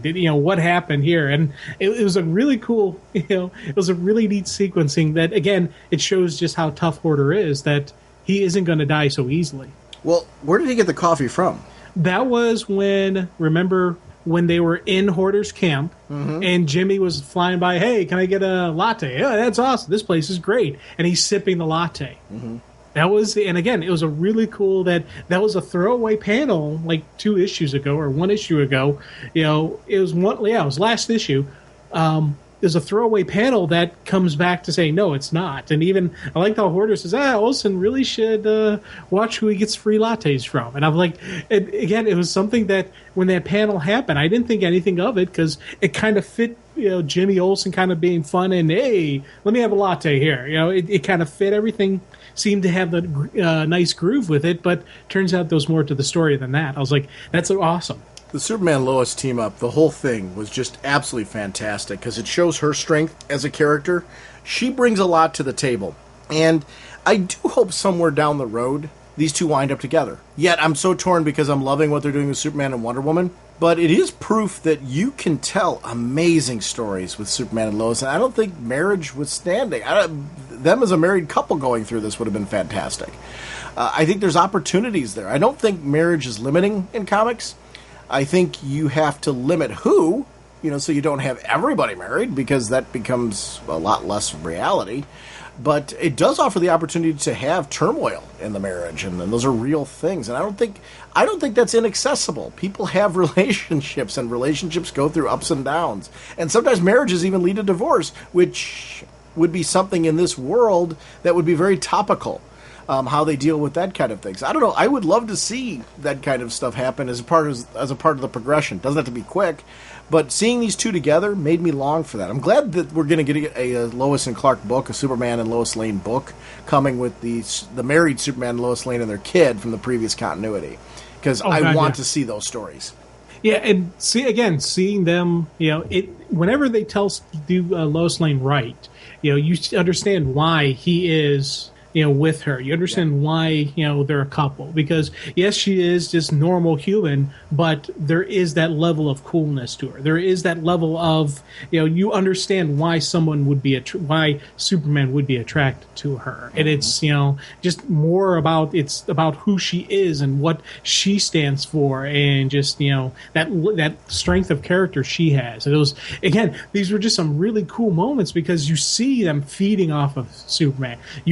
she flashes back to those moments where she's thinking in the head, where she saw him being tortured, and she just saw that other guy get tortured to death almost exact same way, and you understand why she reveals it to everybody. And I really like that they show just it completely goes worldwide. This goes massively global. All factions, even the different, the Justice League sitting there looking on and seeing this, knowing what's going on. I thought these were some really cool, just powerful, powerful moments that, and in her mind, she's like, hey, they don't have anything on you anymore. You're free. And I love that was her motivation, to help him, to free him. And it's right, wrong, I don't know. I like the debate. The debate's far more interesting to me. And again, it was that I love that moment afterwards where he's like, you didn't have the right to do this. You didn't, and you see them even going back, and then sure enough, immediately the military shows up, and it's neat that it's General Lang was showing up with the kryptonite-loaded armaments. And, he was like, I was wrong, Lois. It was better when you weren't part of both halves. And he just does the super jump and leaves and gets out of there. And again, it was that moment, especially because you had that tender moment between them, you now see that tenderness is broken. You now see the pain, and you're just like, oh, God, no. Oh. Can we talk Batman 43? Sure. Jim, I want to talk about Batman number 43. Super Heavy Part 3. Scott Snyder's the writer, Greg Capullo on pencils, Danny Mickey on inks, FCO Placencia on colors, Steve Wan's letters, Capullo, Mickey, and Placencia on the cover, Dan Hipp, bombshell variant cover, Rebecca Taylor, associate editor, Mark Doyle editor, Batman created by Bob Kane, Superman created by Jerry Siegel and Joe Shuster, by special arrangement with the Jerry Siegel family. It's funny, this episode, we're not going to be able to, we took a week to talk about the recent Justice League movie. And it's funny with this podcast right now, there's so much stuff going on at DC. I got so many things I want to talk about. It's very hard to do all of that with everything that's going on right now. This is another one, though. The bombshell variant is super cool. It's Bruce Wayne Detective Agency. There's an interesting tone when you're looking at that because we got a reality on this and what Bruce Wayne is right now and what's going on with Bruce Wayne. I love that reveal. Snyder has an interesting way of doing that, where a big event happens and some people stretch out that mystery for a long time. He kind of throws it in your face very early on, but then that's half the fun because now there's a larger story to be told because of it. And I like that. There's something more interesting about that. And it separates his storytelling from others in a good way. I like that different creators are telling Batman stories in different ways and adding this kind of impact to a mystery and how it unfolds. Oh, God, yeah. And again, with the last time he died, they showed us right away that he wasn't really dead. In this one, he died, but then they quickly let us know Bruce Wayne's still out there, and they're slowly giving us the pieces behind it. So it's, it's part of the... We know the ending, but we didn't know the why or the how or all the little nuances of who Bruce Wayne is, and he's laying it out for us, and it's a great story being told that even though they're telling us what's happening, there's still so much left of the mystery, so much left of the story to be told. On top of that, we have this really cool story going on with, the Dandelion here, and with Gordon as Batman, and with Alfred, what he's doing. There's so many different levels of the story to be told that the big part that Bruce Wayne is alive, yeah, it's a big part, but it's not the sole focus and the sole crux of this story. There's so much more to this. The interesting part about this storyline is we learn very quickly that Gordon's going to Bruce, and I think that's one of the things I like about this. You referenced the last time Batman died. When Batman was broken by Bane, he was off the shelf. We saw him rather quickly, but it was in short stories that were outside of the Bat books almost. Some of them occurred in the Bat titles, but he wasn't monthly with us. In this particular storyline, we got him right back in the main Batman book almost immediately. We're seeing this different sort of, it's not Batman, it's Bruce Wayne, and we got to be really clear on that. This is not Batman at all. He did not have those experiences. He's back on the scene with a brand new clean slate and trying to live life. The problem is we already see that there's a protocol that Batman had in place for building a new Batman. which gives us an out. Yeah. It's there. Yeah, it's we on know the that's table. gonna happen. We have an out. And it's a very interesting conundrum now because I'm looking at this, I'm like, I'm loving Jim Gordon Batman, but they just told us there's an out. Yeah. Bruce could be back tomorrow. Well, yes and no, because if they were to do, somehow transfer that stuff into Bruce's brain, figure out some other way, whatever the tech that's available, there would still be time for Bruce would still not be up to full speed of what he was. Because that Batman had 15 plus years of training, muscle memory to rely on. Even with the knowledge in the computer, he still wouldn't be completely the Batman he was before. And I like the fact that Alfred does point that out to Clark. When they're having their debate, saying, "Hey, yes, you could, bring him back into this, but he won't be the same man." And I love Alfred's defending him, saying, "Let this man live. Let this man have his life." And I thought that those were some really powerful moments. But does he really know that? And let me explain why. In Batman's scenario, he was counting on a clone, not it being him. This is him. What does that mean? I know everything they showed, that his brain, when he came back, things were changed and stuff like that, but that also can change. Yeah. And what could cause that? It's going to be interesting to see the path and the journey. There's a lot of different ways that can go that are very interesting, whether it's this Bruce being brought in or him coming back as the Batman as we knew him before with his history and everything. I don't know. There's a whole interesting story to be told there. Here's the beauty of it. I'm ready to kick back, relax, and hang on to this roller coaster and let it just unfold however it's going to, because I'm digging Jim Gordon Batman so much. I love the interaction between the two where Jim's like, as I'm gradually discovering, Batman needs to be something more. I need to have some freedom to be able to operate without having somebody, hovering over me every second. Can you help me with that? It's an interesting outreach that goes on here, and I loved it. I loved seeing how this played out, and that we know that Bruce is a different guy, and we discover that throughout the issue, just how different he really is. In his debate, in Alfred's debate with Superman, I was on all kinds of sides of this debate. Where one moment I was with Alfred, one moment I was with Superman, one moment I was always with Bruce. Yeah. But especially to see this through Bruce's lens, where he got to see everything, and he does not want to be him. He doesn't want to be that guy. Stop right there. I've seen enough. That's not me. I don't have those memories. I don't have those emotions. And Alfred kind of going, wow, there's a chance for him to be something my Bruce, could never be. This is a reset button on him. This is a chance for him to live the life I always wanted for him and knew was never attainable. Now it's here, and he can have that. How do we take that away from him? Do we have the right? He dedicated himself to this. It's an interesting debate, and I get it, and I love it. Yeah, and because you always think about just the fact that Batman was born out of a child's post-traumatic stress. Mm-hmm. And here we now have that person who is now finally free of that trauma, who's finally free of just what that turmoil that child went through. And it's are they doing the right thing? Would they be doing morally the right thing by taking this away from him? And I love the one line that Alfred has: "The city, it never gives, but it gave." And I love the fact that he's recognizing that when Julie came back into Bruce's life, this is something more, and it's the city, because we always talk about Gotham being a living entity, and just a living entity of death and despair and just darkness, and we've constantly seen that through Bruce's eyes, just the darkness that's there. Well, now we're seeing there's a little bit of light, and Bruce is working this youth center to help these kids in the Narrows, helping out the underprivileged, and it's just, I was like, man, it's powerful stuff that's coming down, and right now I'm on Alfred's side here. We're saying, let Bruce have his life, man. Let's figure out another way. Here's the part where I have an issue, though, and this is where there's an opening. This Dionysium.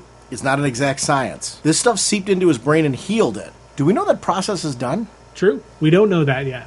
We don't know if it's going to come back or if, what could be next, what could happen further down the line. Could this start, doing further damage? There's a lot that could happen that could go wrong here. Well, or it could go right. Right. And here's the problem. Going right is a horrible thing because he has an opportunity to start a new life. And what happens if it heals him further? Like, is it done? And I don't know. I'm fascinated. Yeah, I want to know. know. I want to know. I love this storyline because of it. I could see it going a myriad of different ways, and I like all of them. That's the fun part about this. I'm not looking for a specific end game with this. I want to ride it, and I want to enjoy it, and I want to see where this all goes. Love that part of this storyline. To me, it's not just Bruce. It's Clark. It's Alfred. I want to see Bruce and Damian. What's that going to be like? Bruce and Tim. God, yeah. Bruce and Dick Grayson. He doesn't know any of them. He doesn't know he has a kid who's Robin.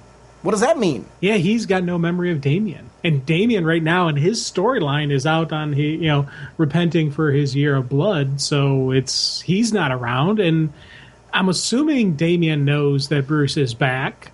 And I'm assuming Alfred gave him the scenario because we know Julia knows, so Alfred's not just keeping it from people.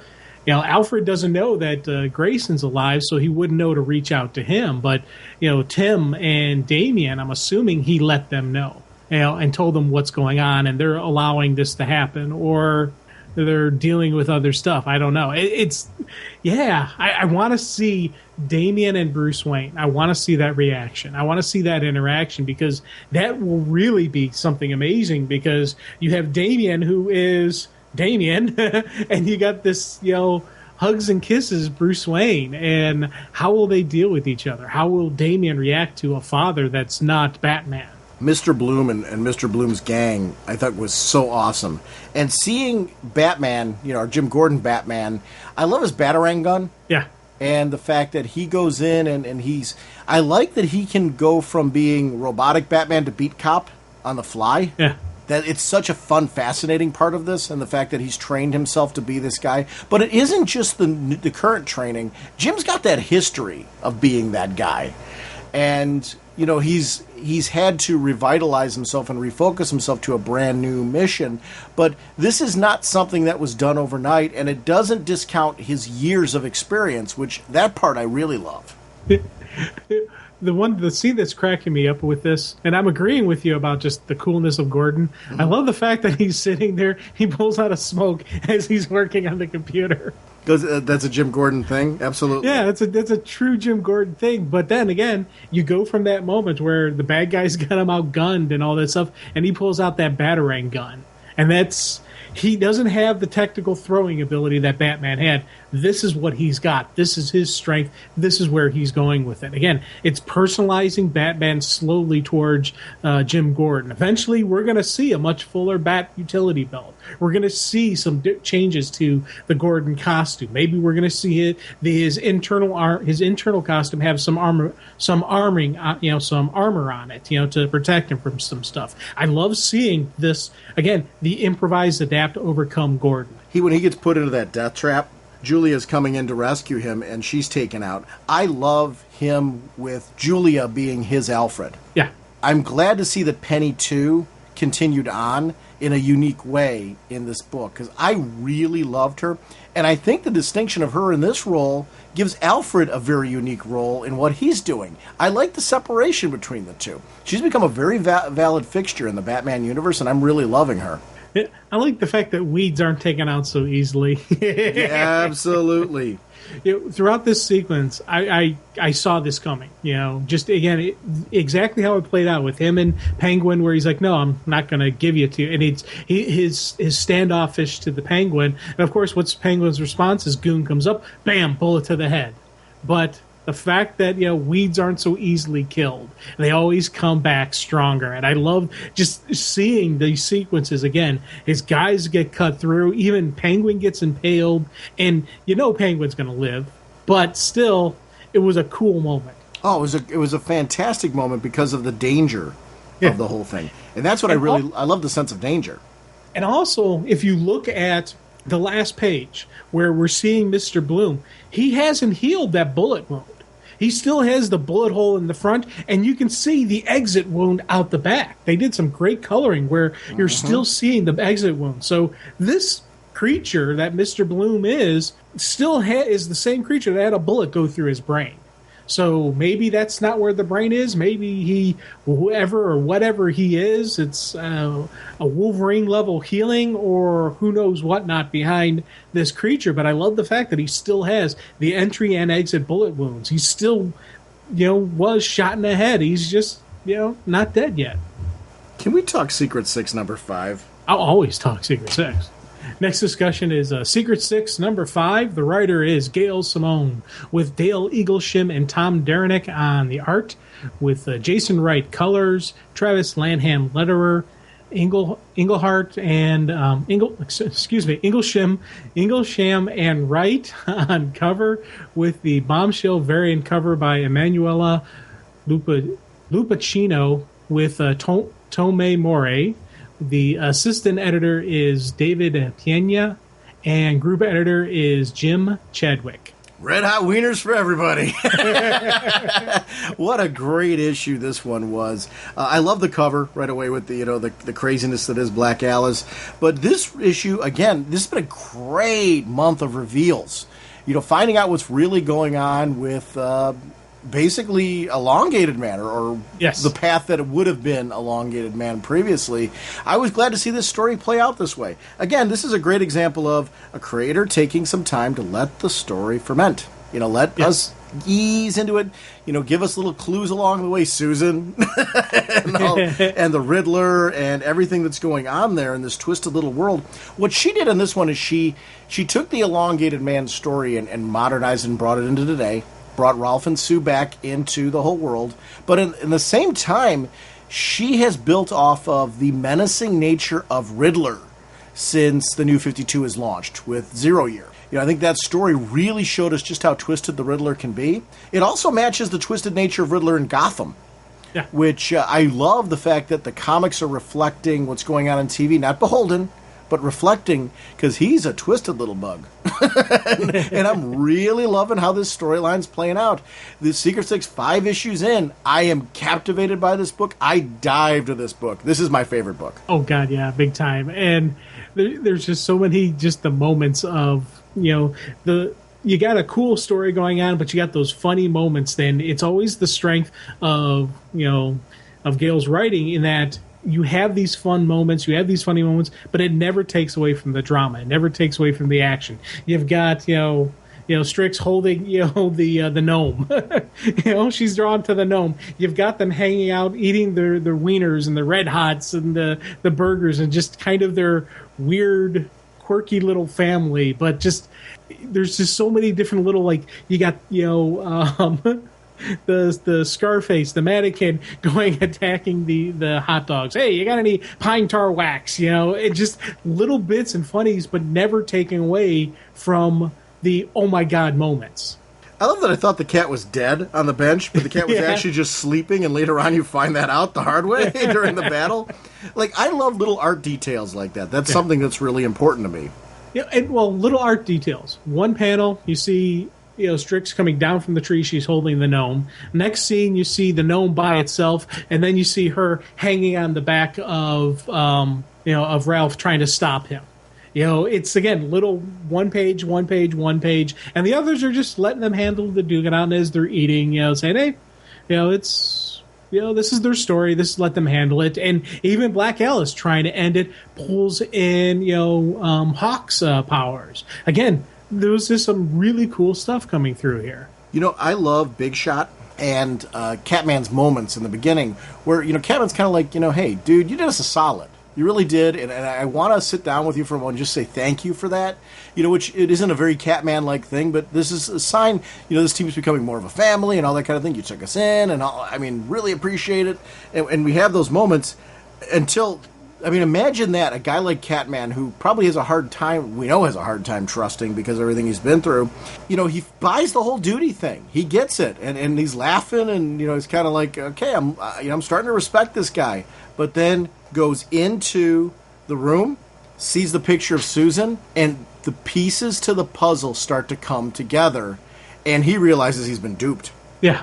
And it's not only just duped, and you see him go from that everything's cool to fury and rage. And I love, and again, justifiably so, because this is the guy, she's the person who got him captured. She's the person that put him through that year of torture and torment. And now he knows that he's connected. Big Shot's somehow connected to this. Big Shot's connected to Mockingbird. It's time to go. And I love just how, it shifted, just on a heartbeat, just how, and completely justifiable his anger, completely justifiable what he was doing and how he was doing it on both sides. And as the full story is revealed, as we're seeing what Big Shot's, Ralph's motivation behind it, everything is justifiable, but you understand the rage, you understand the anger. I was like, you're on both sides. It's funny, you're on both sides of the argument saying, yes, you are justified here. I loved when Big Shot and Blake start, getting into the fight over the whole thing, and Blake, this is what nice gets me. I love those bits because he did listen to Black Alice, and those moments were great. But then you see Strix and the whole gang come in and really try to, isolate and get to the bottom line because they don't really realize what the whole story is. Yeah. Well, not the whole gang. Right. Oh, yeah, you're right. I like that, the fact that not the whole gang got involved. The people who got involved make sense because Strix is getting involved because of Catman. They've got their connection. Alice is getting involved because she needs to stop this, because she likes both of them fighting. She's, connected to both of them, and she wants to make sure that this ends. So I thought that was kind of neat because you see her striking both of them. Where, Strix went in after, Big Shot because, Catman's her guy. But Lori is trying to stop the fight. She's going after both of them. She's the one who finally separates them. I thought that was a really cool, again, usage of the characters, that the ones who should get involved got involved. The ones who shouldn't just sat back eating hot dogs. Analyzing the situation, though. Yeah. Anyway, they can't help it. It's in the nature of metagroup dynamics.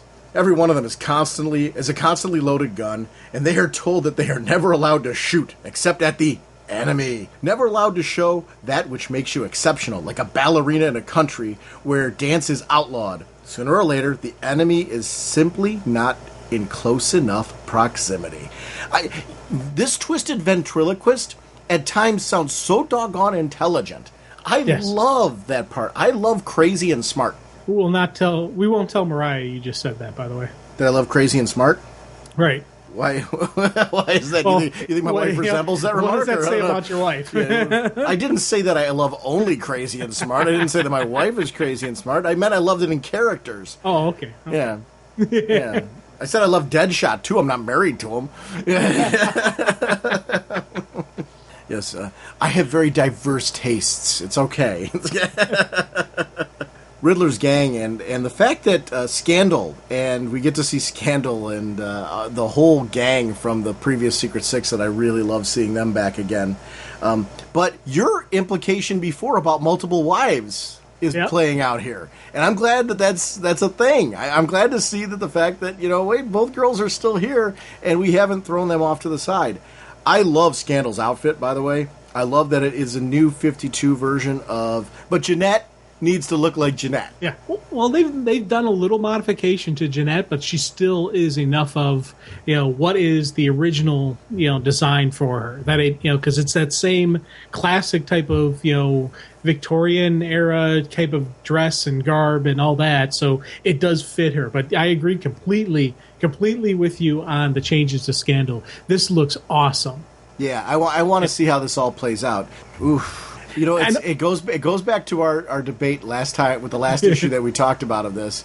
I would there's that part of me that wants to see them back on the team, but then when I see the party bus coming up, I'm like, but I don't want any of them to go. You can make this the Secret Nine. Well, part of me thinks we may lose Ralph in the story, and I can maybe see Lori leaving because of everything that happened. I disagree. It's like if I disagree. Yeah. And because that doesn't fit Gail Simone. We've had that turmoil in the previous Secret Six before, and half the fun is watching them somehow deal with the betrayal. Yeah, remember the card? The get out of jail free card? Yeah, true. Yeah. That's far more interesting. I don't think she's going to take these players a few issues in off of the team. Well, I don't know. It's one of those things when they show us, Ragdoll, Scandal, and Jeanette. I'm like, I want to see them back on the team. So then I look at the current team, like who could be eliminated, and I don't want to. I agree with you. I don't want to see any of them go. I like this 6. I'd like to see where it happens and what plays out. But if they were to start taking off people, I'm thinking those are the 2 that I could see somehow them finding a good story for them to leave. Yeah. But that would only open up the room for 2. So, because obviously the new ventriloquist is the crazy. Do you have ventriloquist and Ragdoll on the same team? I would love to see them sitting around the table and having lunch and discussions. Oh, God. Even if he doesn't join the team, it'd be fun for them to hang out and be friends. Yeah. I'd read a whole mini about that. Ragdoll, I think Ragdoll and the dummy would be better friends. That's what I mean. That'd be everything you just said is the reason why I want to see that. Yeah. The whole India Star sequence I thought was great because it showed us that there was a history of these characters being in the same circumstance and not recognizing it. Yeah. And them talking through that history and us seeing that there's elements that predate this whole thing. Some people were going there to steal it. Some people were there to protect. Those little layers I thought were really quite interesting. Yeah, and again, it was kind of neat.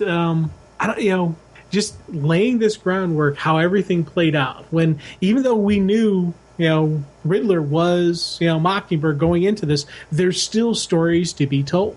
There's still stories that are going on with Ralph and Sue, and I love that we get moments, but then you still have more, and then you still have more, and it's, it's tough to actually. It's tough to say which Secret 6 team I want because I really want both teams. Just because you get some of these moments where when they arrive at the dock and Ralph and Sue are reunited and it's a double cross, a massive double cross. The team's taken out. Riddler's there. You get this moment where you want to see this Secret 6 team rise up, but then you're wondering, okay, what about Scandal jumping in? What about this? There's so many different things that can play out, and my mind is racing with the possibility. And I think that's one of the reasons that I love Secret 6 so much. How do you like Scandal on the team, though, when she's been through the same thing that Ralph has been? Do you know what I'm saying? She was compromised the same way, so you're going to give her a pass, but you wouldn't give Ralph? That doesn't make any sense. Well, see, I know. It's, man. But here's the thing. I know, it's a tough call. I don't know. Because on one hand, you can completely understand where Ralph's coming from on this. But if this turns out to be Ralph is double-crossed by Sue, because that's where I'm wondering. Ralph ends up getting double-crossed by Sue, and he leaves, not them kicking him off the team. It's Ralph's choice to leave. I think Ralph is going to be double. I think Ralph being double-crossed by Sue is definitely where this is going. Yeah. I think the writing's on the wall about that because of the wedding comment. Yeah. So I don't know. I'm fascinated by the whole thing. This book remains my favorite, though. I actually really love that there's so many great books. And actually, next week, if we could, there's a book I'd love to talk about. Can we just announce it now? I'd like to talk about Omega Man. Can we talk about that? Oh, okay. Oh, yeah. Oh, definitely. I wanted to talk about it in this one, and I ran out of time. And I'd really love to... maybe we can talk about that and talk about Grayson. Oh, God, yeah. That'd be cool. Just because... we can do kind of a Tom King fest, because I'm really loving his work right now. The Princess issue of Omega Man in particular, I really want to talk about. You know what I want to know, though? What? Who brought the cat with him on the van? Well, that would have been Ventriloquist. Yeah. Why would she bring the cat? Why did she have the cat sitting next to her during dinner? I don't know. Why does she do anything she does? That's what I love about her. She's a whole bunch of crazy. You know, Jim... Oh, good. Another one of those moments where they get in the accident, the cat comes flying out. I'm like, man, what the heck? And I love that kind of stuff. It's a wacky, wacky book. Yeah, I want to shout out one other thing, actually. It's when I'm reading my digital comics, I'm not doing it on an iPad anymore. I'm doing it on a Surface Pro. And the reason why I did that is I needed to, for work purposes, I had a laptop that I was taking everywhere. Would take in my laptop and my iPad for work, because I always took my notes on my iPad. It became like I had too many devices. So I ended up consolidating, and now I'm using the Surface Pro as a tablet. And I'm not anti-Apple or anything, because I still have my iPhone 6, which I adore, and my Apple Watch, so I'm a big Apple fan. But what I like about this is it's got a larger screen, and for comic reading, it's incredible for that reason. But for me, it's kind of an all-in-one. I can have my work stuff, my personal stuff, and everything on one device. And it's really nice for comic reading as well. So I just wanted to shout it out just as another alternative to read comics digitally. The device works really, really well for that purpose because of the larger screen. So just something to shout out in a moment. We got a listener voicemail. Let's chat about that real quick. Okay. Hope this craft can withstand this powerful force. Hey guys, it's D'Angelo from Detroit calling again. I just wanted to just listen to the Gods and Monsters episode. Absolutely loved that. That was my favorite DC movie, and let's see, maybe since Under the Red Hood. That was fantastic. I know you said you want more. I believe this is true. I heard that, the Machinima or whatever it's called, the guys that did the three prequels, I think they're putting out next year 20 more episodes set in the Gods and Monsters universe. So I'm looking forward to that. Another thing is the comics. I know you and Jim talked about them. Jim's getting them in paper. Those are phenomenal too. I'd love to see you guys' thoughts on those comics, the Gods and Monsters comics. They really give a great more stories with these characters. Some other comics I want to shout out, and I'm glad you covered it, so I'll just make this brief. I love Prez. I can't believe I'm saying it. Prez is my favorite comic right now from DC. It had me cracking up every single thing about it. I was dying. And I want to give some other shout-outs to some stuff I'm loving. This is kind of a tie to DC since you used to write there, but Jeff Lemire's Descender, oh, man. First of all, the art is phenomenal. I believe it's Dustin Wynn, but I could be wrong on that. The art is gorgeous. And this, in my opinion, this is the next saga. This story is amazing. I highly recommend you guys getting on Descender. Another one, kind of in the same vein as Saga, considering it's the same writer, is the new book called We Stand on Guard from Image. It's set, I think, like 100 years in the future, and it's basically U.S. and Canada have declared war on each other, and you follow this group of basically these Canadian refugees fighting against the U.S. government. It's really good. It's Brian K. Vaughan. I mean, you can't go wrong with that. I guess two more shout-outs. I'm loving the Star Wars comics, but this one I loved Lando by Charles Soule. I don't want to spoil it too much, but Lando steals Emperor Palpatine's favorite ship, and we're dealing with that. It's really good. And then lastly, I don't think, if you would have told me, I said I'm loving this book, I don't know what I would have told you in the past, but Mark Waid and Fiona Staples doing Archie, it's unbelievable. I couldn't believe I'm loving an Archie comic. And it's Mark Waid. I mean, you can't go wrong with Mark Waid's writing, and Fiona Staples is gorgeous work. But yeah, that's what I'm loving right now. Keep up the good work, guys, and hopefully I'll catch a new episode soon. Peace.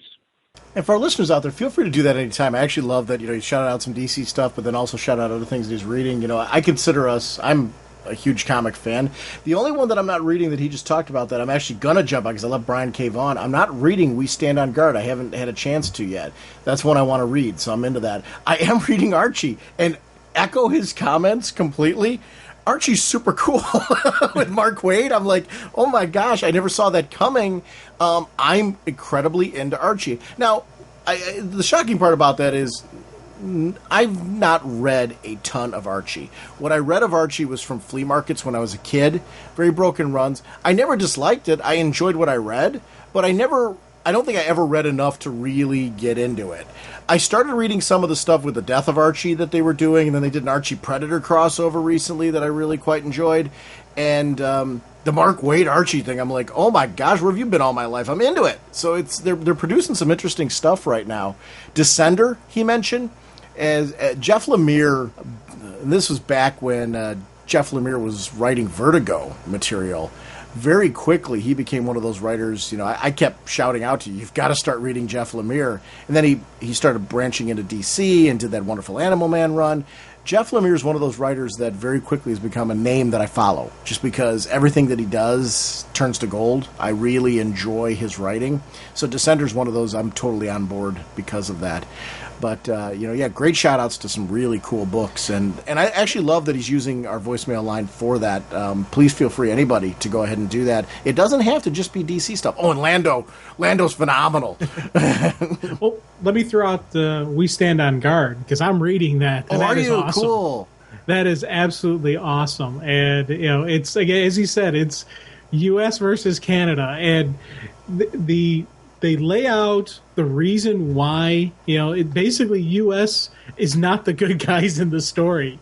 We are the invaders. And they lay out the cover story as to why the U.S. supposedly invaded Canada, but they're laying out hints as to what it really may be about. So it's not just the story's being told from the Canadian resistance point of view. So one, you're going to see they're going to see the U.S. as the invaders, as the hostile forces, as the bad guys. But they're laying down, they're starting to give us hints as to what the real motivation behind the U.S. is. And, it's a really cool story. And it's weird to root against the U.S., but I'll tell you, they're doing a great story here.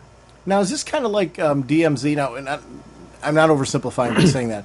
What I'm saying is where there's, this kind of like alternate what-if timeline. Yeah, but it's very similar. But characters you can get behind. Is this an ongoing, I guess? Yeah, I believe so. Okay. And it does have the DMZ, feel to it. But again, it's not just, I don't want to say it's the Canadian version of that because, as I said, there's different. The upfront reason they give why U.S. invaded Canada is they're giving hints that it's not that. There's something else behind the story. And as this resistance unit grows and fights back, and you got a couple linchpin characters, but they got no problem killing off people. So it's got a really good body count to it, which you would expect in a violent war type of, this is a revolution, invasion.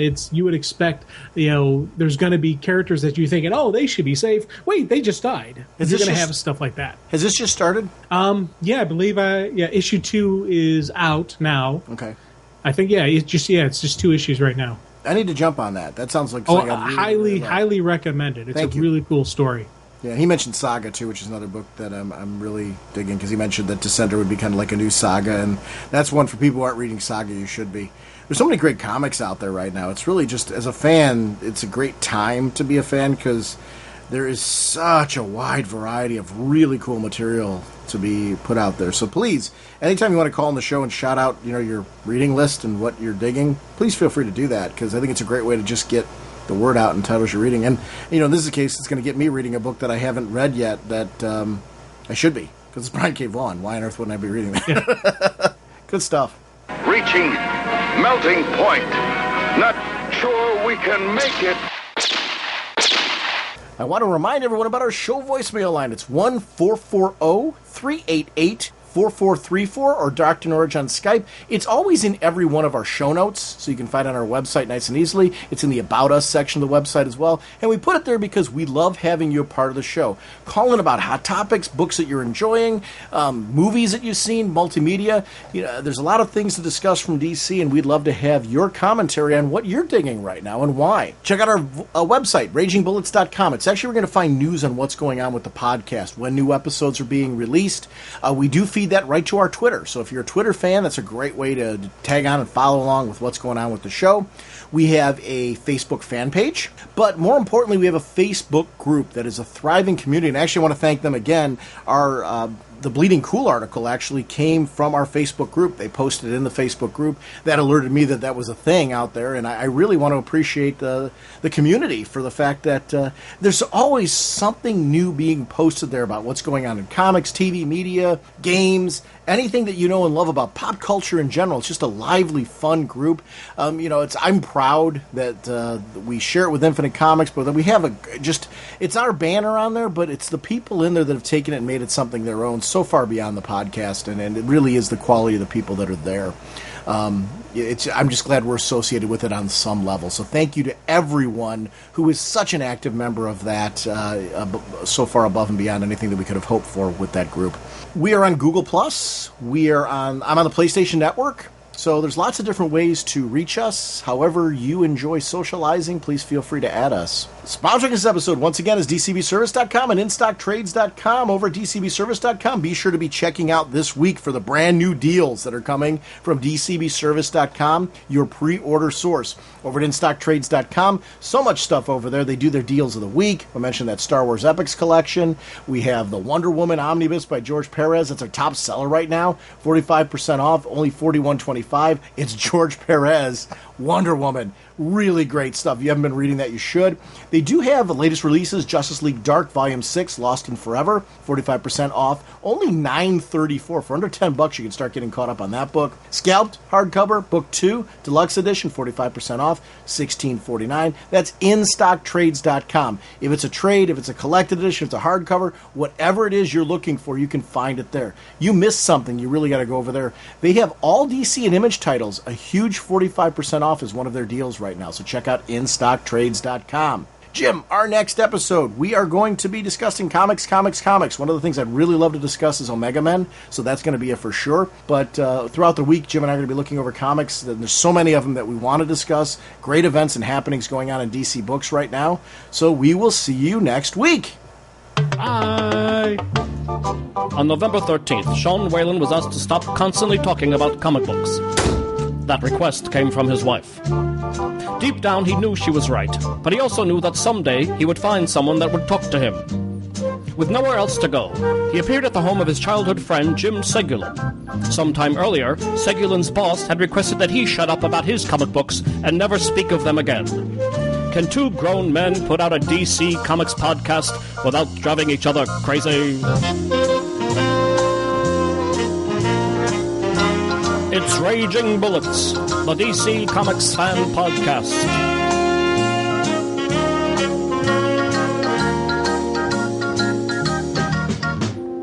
With Sean Whalen as Dr. Norge, and Jim Segulin as the Sensei of the Whatnot and the Duke of You-Know.